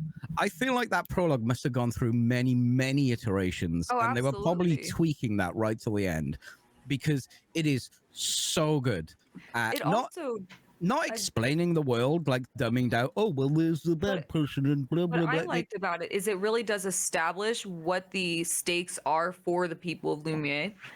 And you feel it. That's you why, like I pointed out that one yourself. scene. There's that one line of dialogue, because I was talking to everyone. And when she talks to like her friend, and when it kind of like, especially like the more you reflect back on like what exactly is going to happen, what the overarching story is about how the oldest generation is going out on expeditions, and when she's being grilled by her friend about, and you find out that's why she and Gustav broke up, was that she didn't want to have children because she didn't feel it was fair. And that was a really interesting scene, because I was like, yeah, holy shit. Because how old are they going to be? When they mentioned Mael going along with Gustav and everything, and they tried to, they had me do math to figure out when her. Oh my god, the math at the start! You're like, wait. Oh my, because they said her. I think they said her expedition was going to be in 8 years, and like I think that's I'm probably throwing out an arbitrary number, but like I think it was like something like that. And I sat there, I'm like, How old is she supposed to be? You were going to say Just something, said they're Shine? doing Counting way too down, much and you have to math. count up. What happened? Yeah. You were going to say something to counter, I Yeah. suppose, what Peachy was saying? No, not the counter. I think that there's something really special in how they do the prologue, Mhm. in that they do not just explicitly explain this is the Gamage, this is what's happening, this is Yeah. everything that's going to happen and why it's relevant to you. It lets you figure it out for yourself, and I think there's something to be said about how that helps you get invested, because it's requiring you to give your actual attention to find out. Like when you talk to the first, like the girl with the the flower that she's giving out, like the flower stuff, she's like, I noticed there's like a flower around your neck, and she's like, she says in such a tone where it's like, that doesn't sound good, you know what I mean? Yeah. Why is that? And you start wondering more, so it makes you, it gives you a reason to want to talk to everyone around. I'm like, okay, well, why is that? Let me talk to this guy, let me see what he has to say. It's also really interesting because, like, especially after you get to the end of the prologue and you can reflect on the interactions you have with other people. Like, you meet the father, where he made the special cost, or the special expedition uniform for his son, and his son wouldn't talk to him. And it kind of gives you a lot more, like, it lets you kind of like come to terms that this is such a normal thing for them, that the way it's why it kind of like almost blindsides you, because you're going in and it's like this isn't normal for us. this isn't normal for us, and like even like your own reactions to things, like, holy shit, he just didn't want to see his dad. He like that was the last time he was gonna see his dad, and he was just gonna be mad at him. Yeah, and 100%. like, Because so you've there was a few invested, where, like, like actual, like, I'm talking about like mechanics, because you walk around, because you've invested going up to people, finding them, talking to them, going through the questions, like literally controlling the character around. You it doesn't tell you the story. By the end of when the Gramage happens, you feel it. You feel it almost as strongly as Gustav is feeling it. Because I feel like you learned it through the characters around you. You weren't just told it. You were learned it through the characters and their There's all those stores with flowers, and because there is so many flowers, you find out there's so many flowers because there's not many people left, and you're like, oh, hang on. Well, especially because there's so many flowers, because those are the people. Yeah. Oh yeah. When that chicken, I'm like, wait. Those oh, I've been walking through people. What's this? Oh, that was Derek. Sophie, you're wearing people right now. It's so expertly crafted, and I don't give a shit about story in video game. I really don't. If the mechanics were shit in the game, I wouldn't care. But it's probably one of the best prologues or setups for a game, because it sets up the stakes. It gives you a reason to care. Because, like, as Gustav, you're gonna want to, like, you get very invested you're invested early on, and it gets you by the boo. It's like 6 minutes. It's like fuck all amount of time, and the actress for Sophie is very, very good, and that's part of, like, it's playing on my meta expectations, because I'm like, oh, this is a really good voice actress. No, it's not gonna, and she dies, and even though the further I get through that very linear progression, I'm like, everyone's like, she's gonna die. She's actually gonna die. I'm like, nah. Acting was great. I took the attitude she was gonna get better. I always had the impression she was gonna die. Yeah, no, same. Like when she died, I'm like, yeah, but she'll probably. The minute I talked to the that girl and she says, oh, there's a flower around your, like there's a thing around your neck, I was like, yeah, you're probably cooked. Yeah, the flower lady was like, this is my death flag. Yeah, that flag was going up. My first reaction was like, because I'm so used to because it did subvert my own expectations too. Because usually when you play a game, you're playing as the main character, and they're establishing the universe for your character and that they're living in. And when I was playing, I'm like, because I was playing as Gustav, so I like as the main character on screen. So I'm like, yeah, I'm gonna walk around. They kept cutting over to like people talking to Sophie. I was like, what the fuck? Why is everyone ignoring me? So I'm going in not realizing what was gonna happen yet. Just like, this is just rude. For the record, it wasn't that I didn't know she was supposed to die. I just never thought the game would do it because they invested so I just thought much. she was more important than me. I thought that later. I thought that later with the other. I thought that with Gustav. Yeah, Instead, somehow he yeah. came back or something. Yeah, I thought we were gonna do some weird time travel thing later on. I was very upset you know what I mean? because of his skill tree. So, full He disclosure, wasn't done yet. Yeah, I thought Yeah. the same thing. I was like, whoa, like what happened to the rest of my skills? You know what I mean? Full I almost spoiled disclosure- the game for myself, actually. Where I Oh, went, you almost looked it up and like when No, do I you looked up. I was like, does he come back? Because I want to know about that skill tree. And No, he and just- my chat was like, you almost spoiled the whole game for yourself. It's like, what? Well, I found out he doesn't. yeah. I've in my playthrough, because all the issues I had, and then Game Pass running out because Game Pass is a cancer on gaming. I have to get that in, Brian. Don't look at me like that. He just died for me. I'm like, oh yeah, there's no way. There's no way. And after sitting on it and thinking about it, I'm like, well, they fucking did it with Sophie. And then I understood like the stakes of this game. They make you feel it. It's so well directed. I have a lot of respect for games that are not afraid to do that. I It agree. doesn't treat you like Yeah, an because, idiot. like, And AAA even- games Because do that all the naturally, time. because like I said, I looked it up at one point and I did not spoil anything. Yeah. Thank God. But all I found out was he does not come back. Beyond And- gaming, even media. Like I like when media is not afraid to stick by some decisions that like people aren't going to like. Like if Yeah, like so if a you're lot of going media to will- yeah, They'll if you're gonna introduce new characters to Yeah. kill off to avoid killing off. yeah, and I'm like, if you're And- gonna try to have some emotional weight behind this character you're trying to kill, at least stick to it. Don't like bring them back later. Like really like stick to it. You know. It's also funny though, because upon reflection of like for my first playthrough, Gustav was too likable. He was too likable of a man. He had to die. He became likable before he died. Because at the start, No, I'm he like, was Yeah, 'cause he likable the turned into whole a bit I of liked a- him from the beginning. yeah, like he was a bit more funny, a little bit more charismatic. He Later had like the on, for little sure. goofy, like yeah. I like to throw rocks.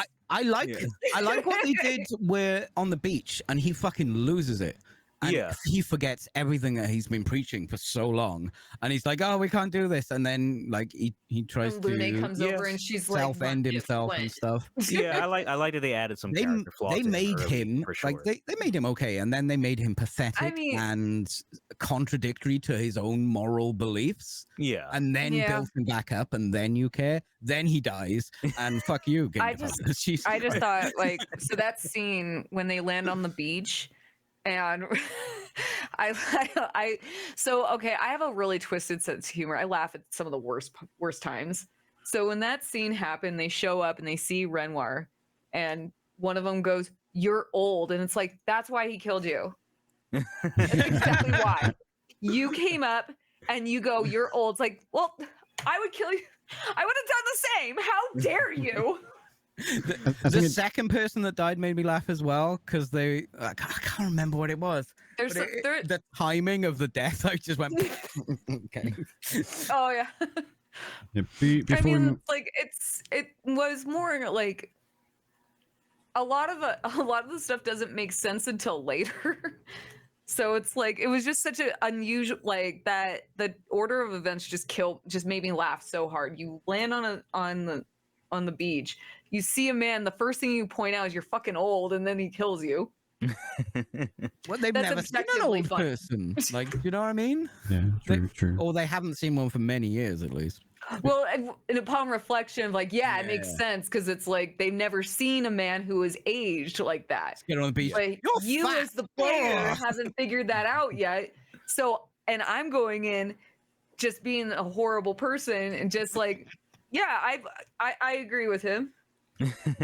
You shouldn't have called him old. Maybe he's sensitive about that.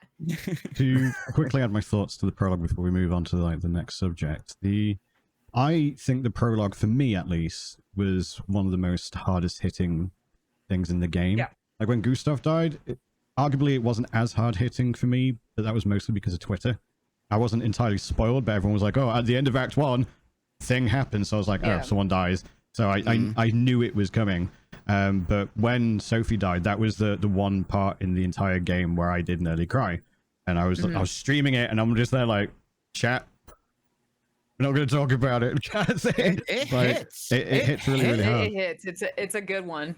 One thing I would say in slight, not in contrast to what you guys have all been saying, is I enjoyed the prologue so much. I actually wish I got to spend more time in Lumiere and building up like that history of that town and like getting to know the characters. Because I did, like you, Peachy, really enjoy getting to know like Sophie and the other characters and building up and establishing these people that I'm about to go on an expedition with. It was genuinely one of my favorite parts in the entire game, even though it contained the least action aside from the mime. To also add to your point about Gustav as well, I think obviously that hit very, very hard for a lot of people. For way too long. I think one of the reasons it hit so hard for a lot of people is, as you said, he went through like these stages of character development where he was this charismatic, like funny guy, and then he was broken, about to kill himself. He was on the brink, and then you see him build himself back again, getting the support from his friends. So you get attached to him because you're like, oh shit, he became a pussy for a bit there, but I actually really like him again now. Oh, you fucking killed him! Like, how dare you? And that's why it hit so hard for a lot of people. He had real character flaws, real ones, not video game ones, real character flaws. But that scene, the reason why I wouldn't even like say that was a moment of weakness for him. It was he experienced something that was so traumatic that it was actually probably the most human response that most people would feel that level of hopelessness. Yeah, I think also it kind of let you know what the stakes actually are. Yeah, through his lens, right? It's like, here's this guy who just lost someone he really cares about, and he's really fighting. Like, he has a reason to really stick by his beliefs, and even he's shaken to his core right now. You know what I mean? So like, I think it added that a lot. Yeah, and like, also don't forget, he was worried, like Mael. Yeah, because that's his like surrogate sister essentially, or I don't know what the adopted. That's like the impression I got was like.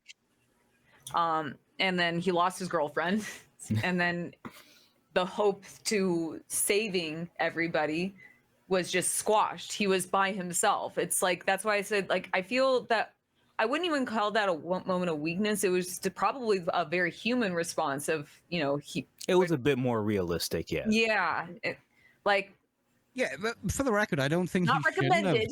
I don't think he. I'm not saying they're going, oh, you shouldn't have done that, but it. No, I don't. He probably wouldn't have gone through with it either. Yeah. Because they didn't have to. That means that they don't have to pay attention to him in the prologue. They pay attention to Sophie, the important thing to get you going, and then they can work on Gustav. I think then they fucking kill him. Well, I think it works a lot that they chose Gustav to be the one that's shaken instead of Lune, and Lune is the one that kind of brings it back to his senses, rather than the other way around. Where you wouldn't care if it was Lune. You'd be like, you wouldn't care. Yeah. What the fuck this loser, you know. Well, it also helped establish Lune's character too. True. And her, as the pragmatist, and her relationship with Gustav. And you're telling me this writer is not published before this point? I think also those interactions early on, I think, mean a lot in the third act with like a point I want to make. We'll probably get there. Yeah. Well, can we get to points that I haven't seen, because I would love to know what the fuck happens in this lunatic story. Okay, so to somewhat move onto that and segue onto it then, Shine, what's your favorite character and or characters? My favorite is probably I would say Ciel and Lune are my favorite. Those two are my favorite. Should I segue into my least favorite? I feel like that's what you're waiting for. I already know who your least favorite is. You made it obvious. I hate Versos. But let me. But I have so when it comes to my favorites, I naturally gravitate towards very flawed characters. Yes. And that's why when I say like my favorite characters in the game are not going to be a lot of people's favorites. So let me clarify. Yeah, I think Verso is a good character, and I think he is extremely well written. When I say I don't like him, I mean like on a story, personal level. That's fair. But like, I appreciate him, and I like him a lot as the character he's written to be, if that makes sense. Right. And so I always like characters that make me think. And like, this is just how I've always approached media. Any character that has a lot of depth, whether it be good or bad, I'm always going to naturally gravitate towards. Yes. And also there are going to be things that you see like you can have relation like kind of relate to. Yeah. And so my three favorites, and they're not a lot of people's gonna like, because I like Verso, because I do think Very he fair. has some of the most depth. He's easily the most. He's the most best, layered. Yes. He is the best written character in the whole game. He is the most layered. Yeah. But he does do a lot of shitty things. Yes, of course. Yeah. I like Renoir, real Renoir. And yes, I like Renoir a lot. Yeah. And I wish we learned more about Clair. Yes. Because I thought Clair was, especially with what the framing with the family was and how her behavior was, probably could be viewed the closest to a villain, but not quite. I really like Clair. Only in terms of the her canvas. actions. Well, only in terms of the canvas. In terms of her family, I think she is like the only one that's really kind of considers everyone else and really sticks by it. Yeah. She's like, and you learn a lot about her through the side content, which is kind of cool. And that's what, that's probably why. And if we when we get to the ending, I couldn't share why Renoir and Clair and also Verso kind of boil down to my favorites because of the ending I also chose. And yeah, well, I know which ending you chose. So for me, I'm surprised this wasn't your answer, Shine. Minoko. No. No. Sorry, like that's an inside joke about Shine pretending to like feet. But no, I actually really, really enjoyed SGA and Minoko's voice acting. The amount of times those two made me laugh throughout their conversations, particularly Minoko, where in his dialogue with Verso, where he's like, we should go do this, and he's like, no, we should not do that, and he's like, but there could be fighting. He's like, ooh, there could be fighting, yes, I'm in, kind of thing. Just the way he would flip-flop on decision stuff. And the voice acting in general for all of the cast, absolutely fucking phenomenal. Some of the best voice acting in any game, probably the best voice acting I've come across. But I was particularly fond of those two characters. I liked CL. I liked that I got to smash CL twice and it got me a bonus. I thought that was quite funny. He was just like, oh, you disappear into the bushes with CL. CL learned a new power. It's just like, what the fuck? What do you mean, kind of thing. But I actually loved how distinguished all of the characters were. Like, you had CL, who was like this, I've been through some shit, but now that's kind of tempered me into this chill, calm, and collected person. Then you had Lune, who was like, basically, yeah, and then you had Lune, who was always like very studious, to the point where it was almost a bad thing, because she would forget, oh shit, I have friends that I actually have to look after, instead of just bombarding them with questions and stuff like that. Yeah. Mao, especially towards the end when you discover she's actually Alicia, I thought her character was kind of, I knew it. You knew it. Yeah. What gave that away? What possibly gave it away to you, Peachy? Could it have been? Could it be the exact same face? To be honest, I thought Renoir was Gustav as well. I did for a while on the beach. Wait. Let me mention this really fast, because Peachy just said something that I thought. So when that scene, when Gustav's death happened, I sat there and I'm like, I was convinced they're all the same man. I thought so too. Oh, I was losing my shit. I'm like, that the old man, that's old Gustav. Yeah, I thought that at first too. And as the game went on, I was more and more disappointed. I was having this whole time loop thing going on. And I'm like, oh my god, I thought that too. Like he keeps doing the expeditions. Like that's what it is or something. I thought we were doing the whole time loop thing. Yeah, or maybe multiverse, or you know what I mean. But yeah. You kind of got the impression that Mael was the paintress and or something like that, and it was some kind of timey-wimey shit for sure. I also had another realization. So touching back on how you mentioned stylization of the game, when Verso shows up, the first thing out of my mouth was like, are all their fucking heads that big? Because Renoir has the big coat draped over his shoulders, so it gives him bulk. And I was like, okay. And then Verso shows up and I'm like, his head's massive. And then I started paying attention to every character. I'm like, oh my god, they all have large heads. The only person kind of makes sense is Mael because she's 16. But like it was like throwing me off, and that was when I was like, yeah. So it isn't hyper realistic. They just all have massive fucking heads. I never noticed this. You will never not notice it because like Versa was the most obvious one for me. He definitely had a long head, I would say. He's got a large head. Our skunk boy definitely had a long head. I got a small head, but so I'm a little jealous in that department. Yeah, so for those listening, Peachy hasn't actually finished the game, so I'm just going to very quickly summarize like Act 2 and a bit of Act 3. So Mael is actually Verso's sister, except the Verso we know in the game is actually a painted version of the real Verso who's dead, who actually dies in the real world. We're not in the real world, but we're in a painting. He's painted with the real Verso's memories. Yeah. Right. So he knows he's a replacement, which is kind of devastating. Oh, that explains him being a bit of a dick. Yeah. Yeah. No, that's why when we get more into it, why like I like his character so much, because it's like he has a lot of depth to him, more than he's just an asshole. Yeah, it's the like, paintress is his mother, and she paints a replica of her family to deal with the grief that the real Verso has died. Right. So this is why she's inside of his canvas that he made when he was a younger kid. So this is all Verso's creation. The world that they're in, Verso created it before he died when he was a kid. Right. But because she can't with stand, a capital P. Yeah, like SK was his stuffed toy. Yeah. And Minoko was his dog. So like that's why he refers to them as his best friends, because as a child those would absolutely be your best friends, is your dog and your stuffed toy, and they went on adventures together. But then you got the paintress, so we just established that's the mother. Renoir is the father. The Renoir we meet initially is a copy. Right. The paintress Pierce Brosnan.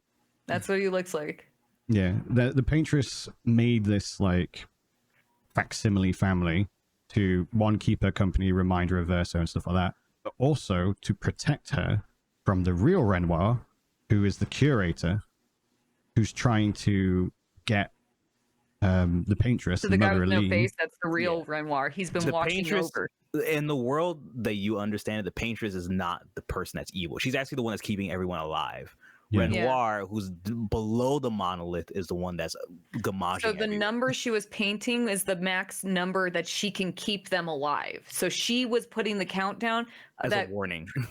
She was warning them that she was running out of doing the power. countdown. She's gonna kill you. Yeah. She's not like, killing them. brace yourselves, She just my doesn't husband's have gonna enough kill you. power to keep them alive anymore. So she's trying to say, like, anybody above 34, I can't keep you alive anymore. I've run out of power. And the reason those two are conflicting in the first place is because if you stay in a canvas too long, it eventually kills you, like corrupts you. You don't want to leave it because you're in this fantastical world. So Renoir, the real one, is trying to get his wife out of the canvas because he loves his wife. His wife doesn't want to leave the canvas because she misses Verso, her son.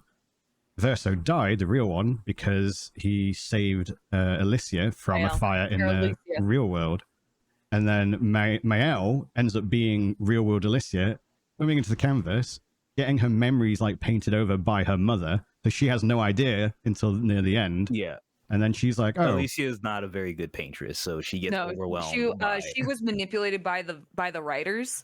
Yeah. And that's what the writers in the real world, the writers and the painters are enemies. And she, because she wasn't as good as a painter, she gravitated towards writing. That's what her skills lied. And the writers manipulated her to get close to the family, and that's why the house was set on fire. And Verso died saving her. So we end up killing the paintress because the curator, Renoir, the real Renoir, is like, yeah, I'll help you with this magic sword that gets you to the paintress stuff, because he wants his wife out. As soon as she dies and we get her out of the canvas, he's then able to destroy the canvas because he wants to make sure that his wife doesn't come back to it and that his family in the real world can be alive and sane and stuff like that. Mael, at this point, Alicia, is like, but I like this world as well. I've got a new family. I literally had a second life and grew up in this place. So she's then like, well, I have to stop my father, who's actually the real villain. And then when she does stop a father, you're given a choice at the end, because Verso, the fake one, is like, I've lived a really shitty life and I'm done with this, and like a part of my soul is in this painting and keeping the painting going. I want to free him as well. And you end up fighting Mael at the end, and you have to decide to fight as Mael or as Verso. You fight as Verso, he ends the canvas, and then everyone gets ejected into the real world. And everyone that you've grown and loved throughout the game, Lune, Sayel, Gustav, everything, they're all dead. The world is deleted. This new entire world is just deleted. But if Mael, you choose Mael and you beat Verso, Verso dies, but then she brings everyone back because she's a paintress. So she ends up bringing back Gustav in the ending cinematic and all that shenanigans, and everyone lives happily ever after. And then you can see she's losing her sanity. Yeah. So that would call that up. Question for the gamer in me: when if you're fighting Verso or Mael, do they fight how you built them in the campaign? Yeah. Well, no. The one that you're fighting against, I don't know. They never got a chance to touch me. No, they have their just normal skill set. Yeah, I think. Yeah. Right, okay. Both times they, because I went back and I did both endings, and.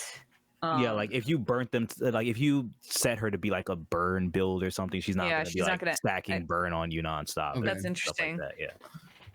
So let's talk about the endings we chose. So I briefly mentioned this both yesterday with Shine and just now. Like, I wanted to save these people that I have established a bond with. So I chose Mael.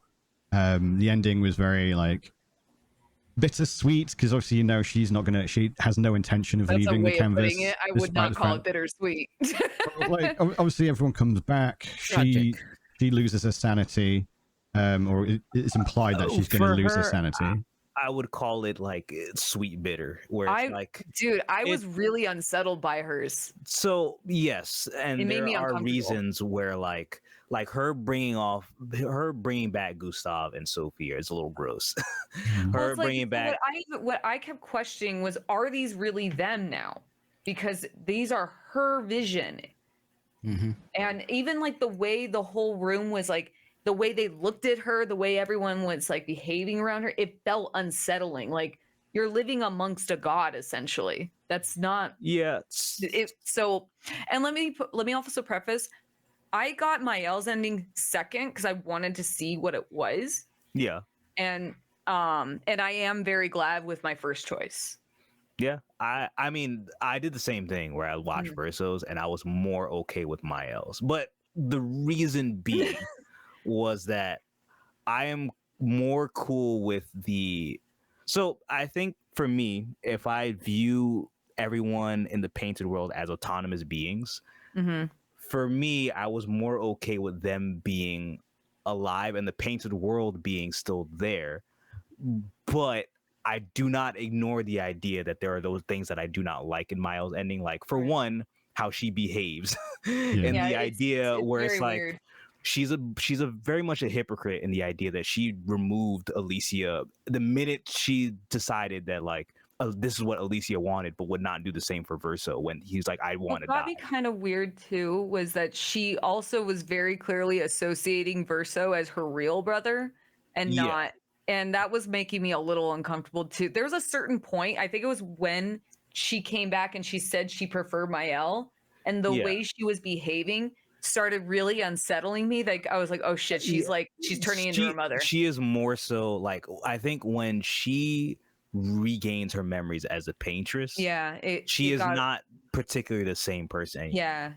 But I liked Mael, and then it was then, and I'll explain my reason why I prefer Versos too, because it's actually a very personal one, and I'm fine with sharing. Yeah, but so at least with that ending, like there's a lot of things I don't like. I don't like her forcing Verso to play the piano, you know what I mean? Like, there's a lot of things that I don't like, and obviously the most obvious one is that she's probably going to. They had that promise where she was like, if you grow old, when you have when the opera house is back, I'm going to see the first performance is going to be yours. Yeah. So it's like there's a lot of like tone setting, like uneasiness about like that whole scene, that whole ending scene. But I think that's the cool part about the dynamics between the different the different endings is that Mael's is the light one with like some really dark undertones, and then Verso's is like one that's really dark, but it has some really light, hopeful undertones like Right. towards the end of it. So I thought that was really cool how they did that. I would So- agree. I would say the reason I described it as bittersweet is because of those very reasons. Like you say, you hear us like, oh, if you were able to grow old, presumably she got rid of Would his immortality. Would you smile But again? then And then you see him getting also- old, and and he's then- not smiling. but then he's like not smiling. You see him have this moment where he's looking at her, and he's like, "Oh shit!" You can see that she's going to go insane, also- become manipulative, and all this shenanigans. And then you see everyone else being happy and smiling. So you're like, you're left with these moral questions like, is this the right choice? Yeah. Everyone's happy. This world of people, like you've literally prevented a genocide essentially. Is that worth And I think it? that's the divide when it comes to the ending. Well, a lot of people do not but consider that's why I what question, real, you know. are these actually really them? Because even Yes. that, and there's a lot of questions about like what, like, sure, you say the canvas, but all these people died at one point. So Mael brought them back.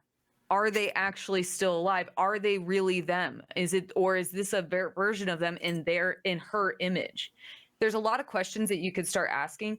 And the reason why I prefer Verso is I also viewed the canvas as a form of a drug. I'm recently sober, and it's something I picked up with Mael was that she, and her mother was, and when Real Wenmore was like kind of explaining his perspective, I started kind of going alongside with him. Like, that's a horrible thing to see your family go through.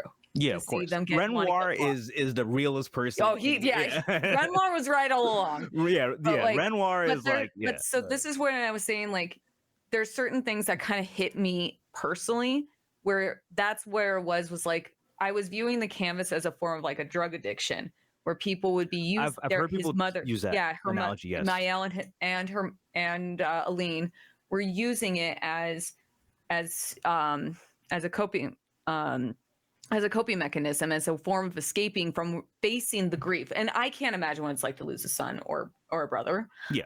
But like, so we don't have that relation. But having my own experience with addiction and utilizing escapism, the more and closer I was getting to the end, I'm like, and as soon as that choice came on, I was streaming it, and I sat there and I'm like, I already know who I want. Yeah. Because I can't side with Mael, because I'd be signing off on something that I've myself had to escape from. And it's a hard truth to face. Life isn't easy. Grief isn't easy. And I don't like the idea of letting her slip into the same habit as her mom. I think, I understand there's that's the complicated issue where, like, are they sentient? And yes.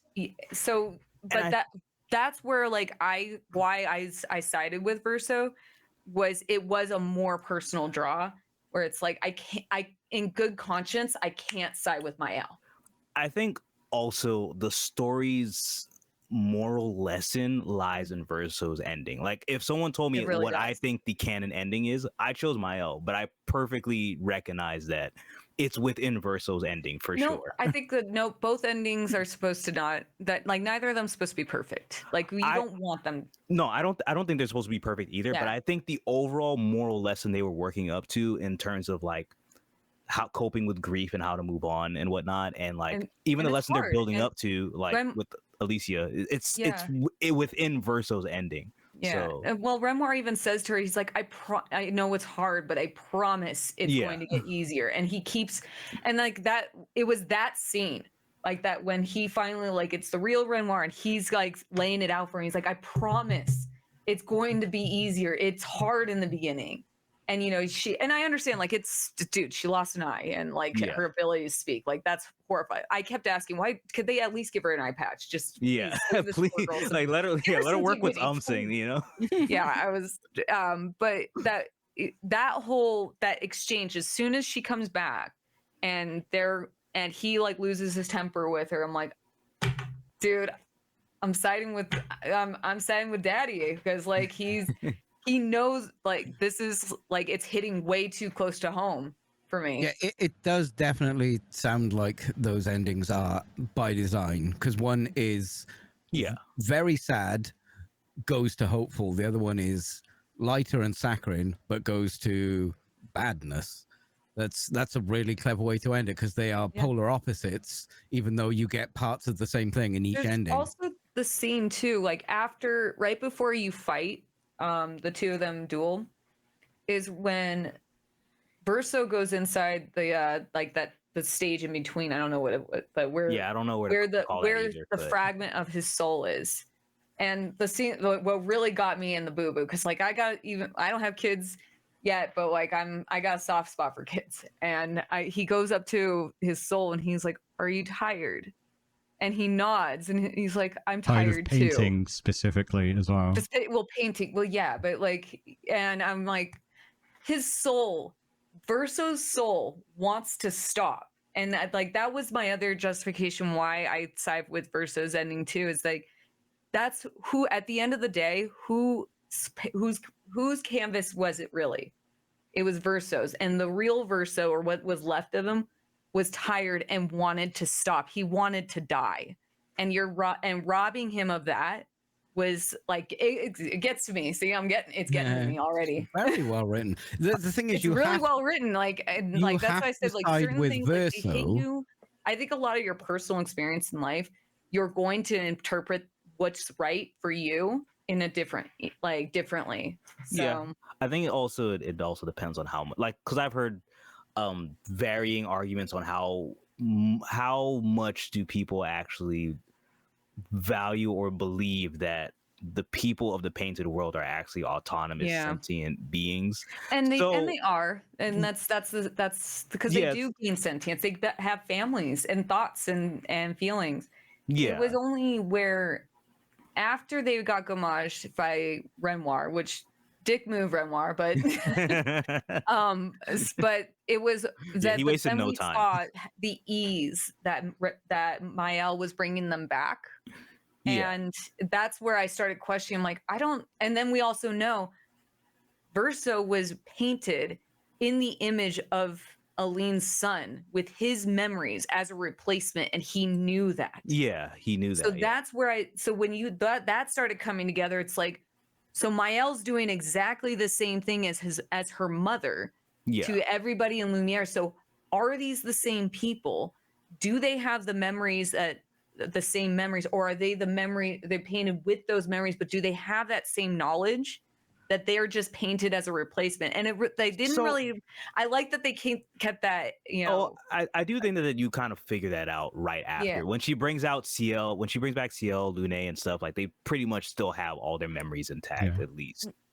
Right, but because like it's done through the chroma, and she mentions like the other people, the chroma's too old and therefore not pure. yeah, but So that's what as I long mean. as It's it's like pure, that there's still that was very them. recent for them, but like, but you could kind of get like I'm glad they did not make it odd, like they didn't go too much in detail. It's all up for your own. I like that it's ambiguous. I do. Yeah, I ambiguous. Do That's why I was that. forgetting the word ambiguous. I like that they kept this ambiguous, because when you go that whole scene being in black and white and just everyone's smiling, it just kind of started feeling, and this creepy. Is it's super unsettling. Yeah, and this is how I took the game and how I was taking the story. And after beating Verso and getting his ending in my chat, they're like, yeah, I got someone in my chat was like, I got Mael's ending, it's not the same.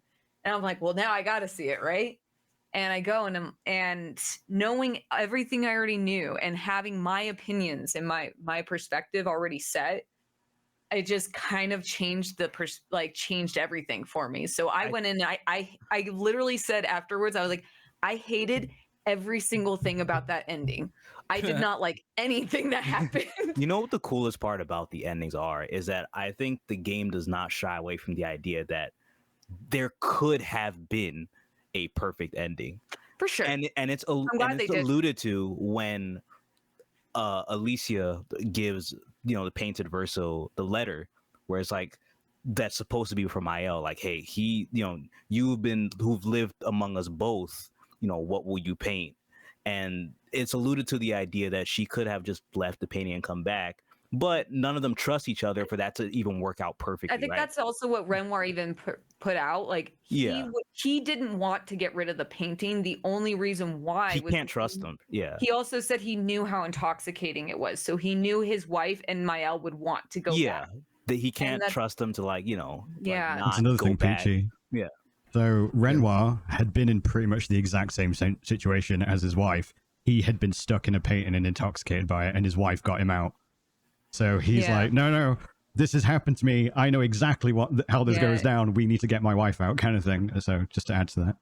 And I mean, as this someone game, who hasn't completed the game, you have to side with Verso because it's a JRPG, and in every JRPG, you kill God. True.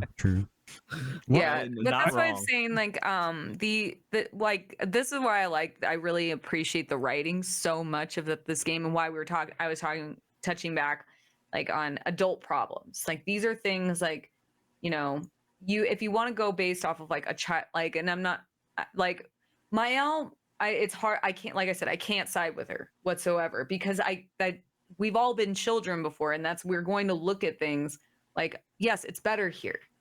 But the adult response is you have to face reality. You can't just run away from it like that. And that's why like I sided with Renoir. And even though Verso did some real shit things, like when the revelation that he let Gustave die intentionally. He did a lot of things. But the thing is, I understand why he went and did that. He even said, or they kind of alluded that he knew that he had to solidify Mael's intention or ambition to want to take out the paintress. He wanted her to see it through. I think I get that.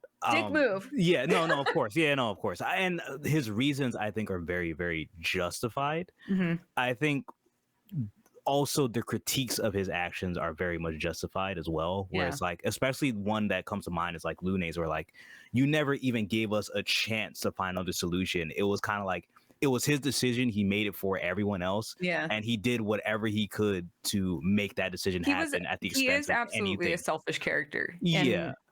And, there's like, this is why he is my favorite character, is because he is just so flawed in every way. Yeah. And I think that's cool. Think. Yeah. I love characters that make me think, because it's too easy to go like, because if he was a perfect main character, then he would make all the perfect decisions. We'd have a perfect ending. I love Gustav. He's a great character. He wouldn't be real then, right? Because every character is flawed. The only person when I'm playing, because I didn't complete it, I'm thinking Mael's the only person who isn't flawed. She is very flawed. She's the chosen one. Flawed. Yeah. To be fair, in the first beginning, two acts, she's not. You don't know anything about her yet, and she's just a standard 16-year-old girl. In the acts that I played, she stood out as the only one that didn't really have flaws, but it balanced in my mind because she's a child and she's got childish ideals and it made sense. But like now you're telling me this, I'm like, yep, they're all fucking flawed. Yeah, once she gets her memories back and she starts to realize she's actually a paintress and pretty much a god of this world, and you kind of start to see it warp her decision making a lot. That's when like she did get more interesting when her memories came back. I agree, actually. And that, like I said, there was like certain parts, like it started when she goes, I prefer Mael, and it's like, uh-oh. Yeah. That's not a good thing to say, because she's saying that she's identifying with her painted self now, not herself. And there was just these scenes, like you could, like, I have to go through New Game Plus because I want to, like, there's stuff still, like, like, there's a lot of like her nightmares and stuff. Like there's a lot of like nightmares. Really there were scenes that got me where she would slip and like say, like, refer to Verso as her brother, like the way she was talking to him, and she would kind of like correct herself a couple times, and it was. So you can see that setting in. Huh? Yeah. You well, can see it setting in. But you get, especially after she, after you at the end when you choose her ending, she starts like referring to him as her brother. She doesn't want to lose him again. And so kind of like, but there's little like breadcrumbs that the writers drop where she slips up at a couple times, where she kind of like refers to like, I'll be there for your concert. but she does kind of like her dialogue, like she'll trip up on occasion, she'll correct herself. And it was kind of like, it's a little hard to catch, but you catch it. Before we wrap things up, I have a lot of thoughts that I want to dump on you all. We have to weigh them. Yes, before and after. Always weigh. So I think a lot of people have said the theme of the game is grief. I disagree.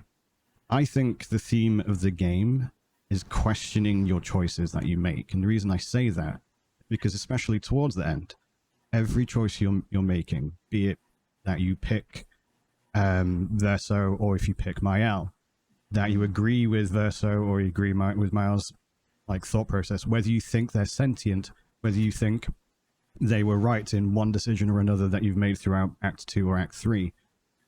Initially, you make these choices, these dialogue options, and you go, yeah, that sounds like the right thing to do. I think they're sentient, I want to save the world, or I think they need to get Mael out and Aline out and everything else. And then they'll show you something that immediately makes you question that, regardless of any decision you make. Every decision you make, you are then immediately told to doubt it straight away. You're like, oh, I just saved the world. Oh, are they sentient? Are they just like Mael's like image? But no, they are sentient, aren't they? Oh fuck, did I make the right choice? And then if you kill them, you're like, I just genocided an entire world. Yeah.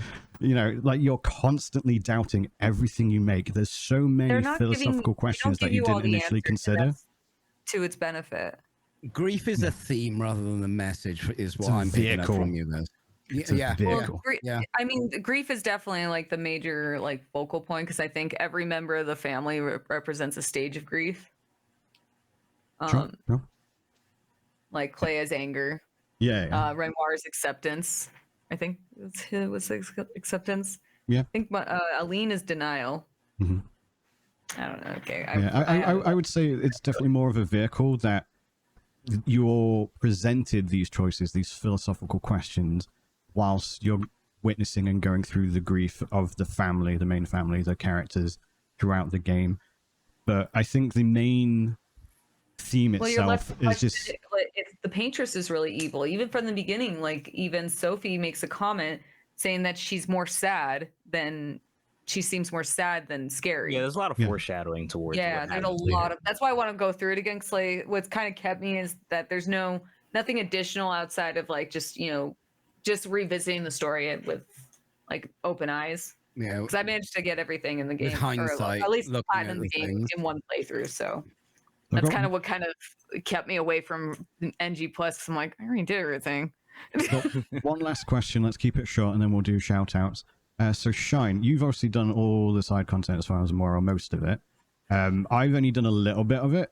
So as far as I'm aware, Clair Obscur is going to be the franchise. So if there is going to be a sequel, where do you think the writers play into it? Do you think it's going to be about the writers, or does it involve Clair some more? Or what do you think?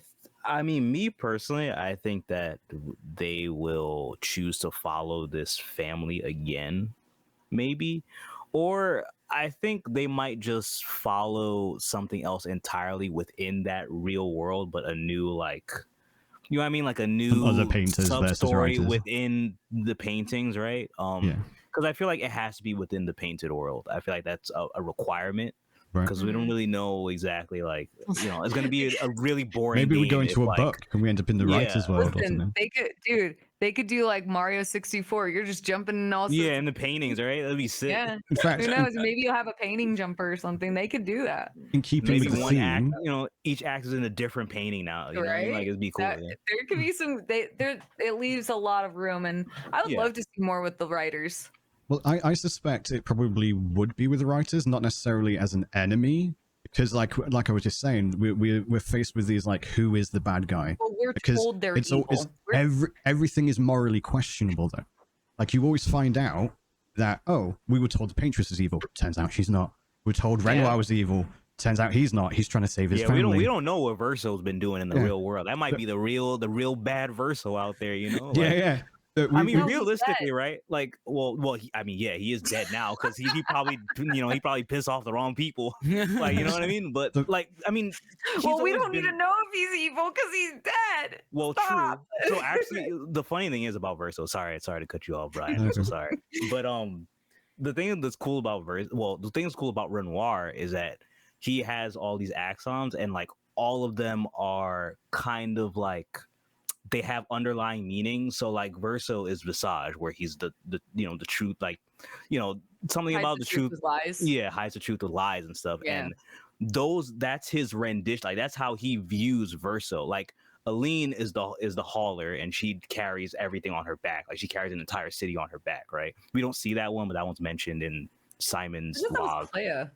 I'm sorry, Claire. I thought Aline, because Aline was the Yeah, no, you're right. Yeah, Claire is the one, yeah. the hauler. So she's the one that carries, everything on her back, like the whole entire and world that's on her what, shoulders and stuff. yeah, so. and we didn't even touch on Claire. But like, Yeah, but we don't have time. But I'm saying if that's how his father views him, you know what I mean? Like, yeah, no, for sure. Like, I mean, it would be interesting, like they could do like even like a Yeah. DLC, like prequel or like scene, so you get an idea. Yeah, Well, it'd be my cool. suspicion would be we've seen the painters. We're told that the writers are the evil ones. So my suspicion would be that the But second game is we see the writers and they say the painters are the evil ones, and then we're at the end of both games we're like, fuck, they're both as bad as each other, and they're just confused. Yeah, and again, it's morally questionable again. No, I Oh, think, you know what I mean? yeah, I think you're right. I think the game does a good job at making it so there There's really gonna be the is actors.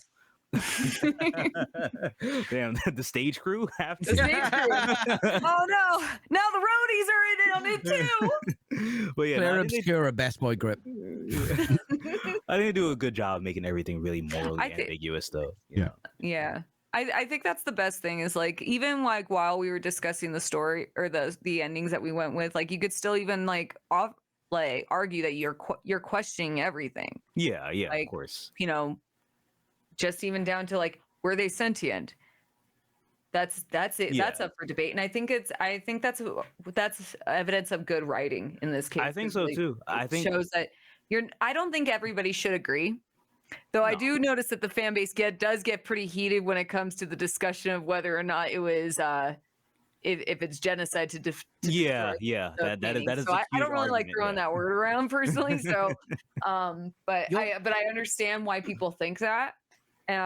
Your but, question, I mean, Brian, if they want to turn this into a franchise, surely they can't continue with the same characters. Yeah, And that's why I maybe think it'll be the new writers. characters. Uh, I would love to see and new characters. maybe they can't really continue with that world. Now, bear with me. Final Fantasy has no relation to the Final Fantasy before it or after it, but it is still very Final Fantasy.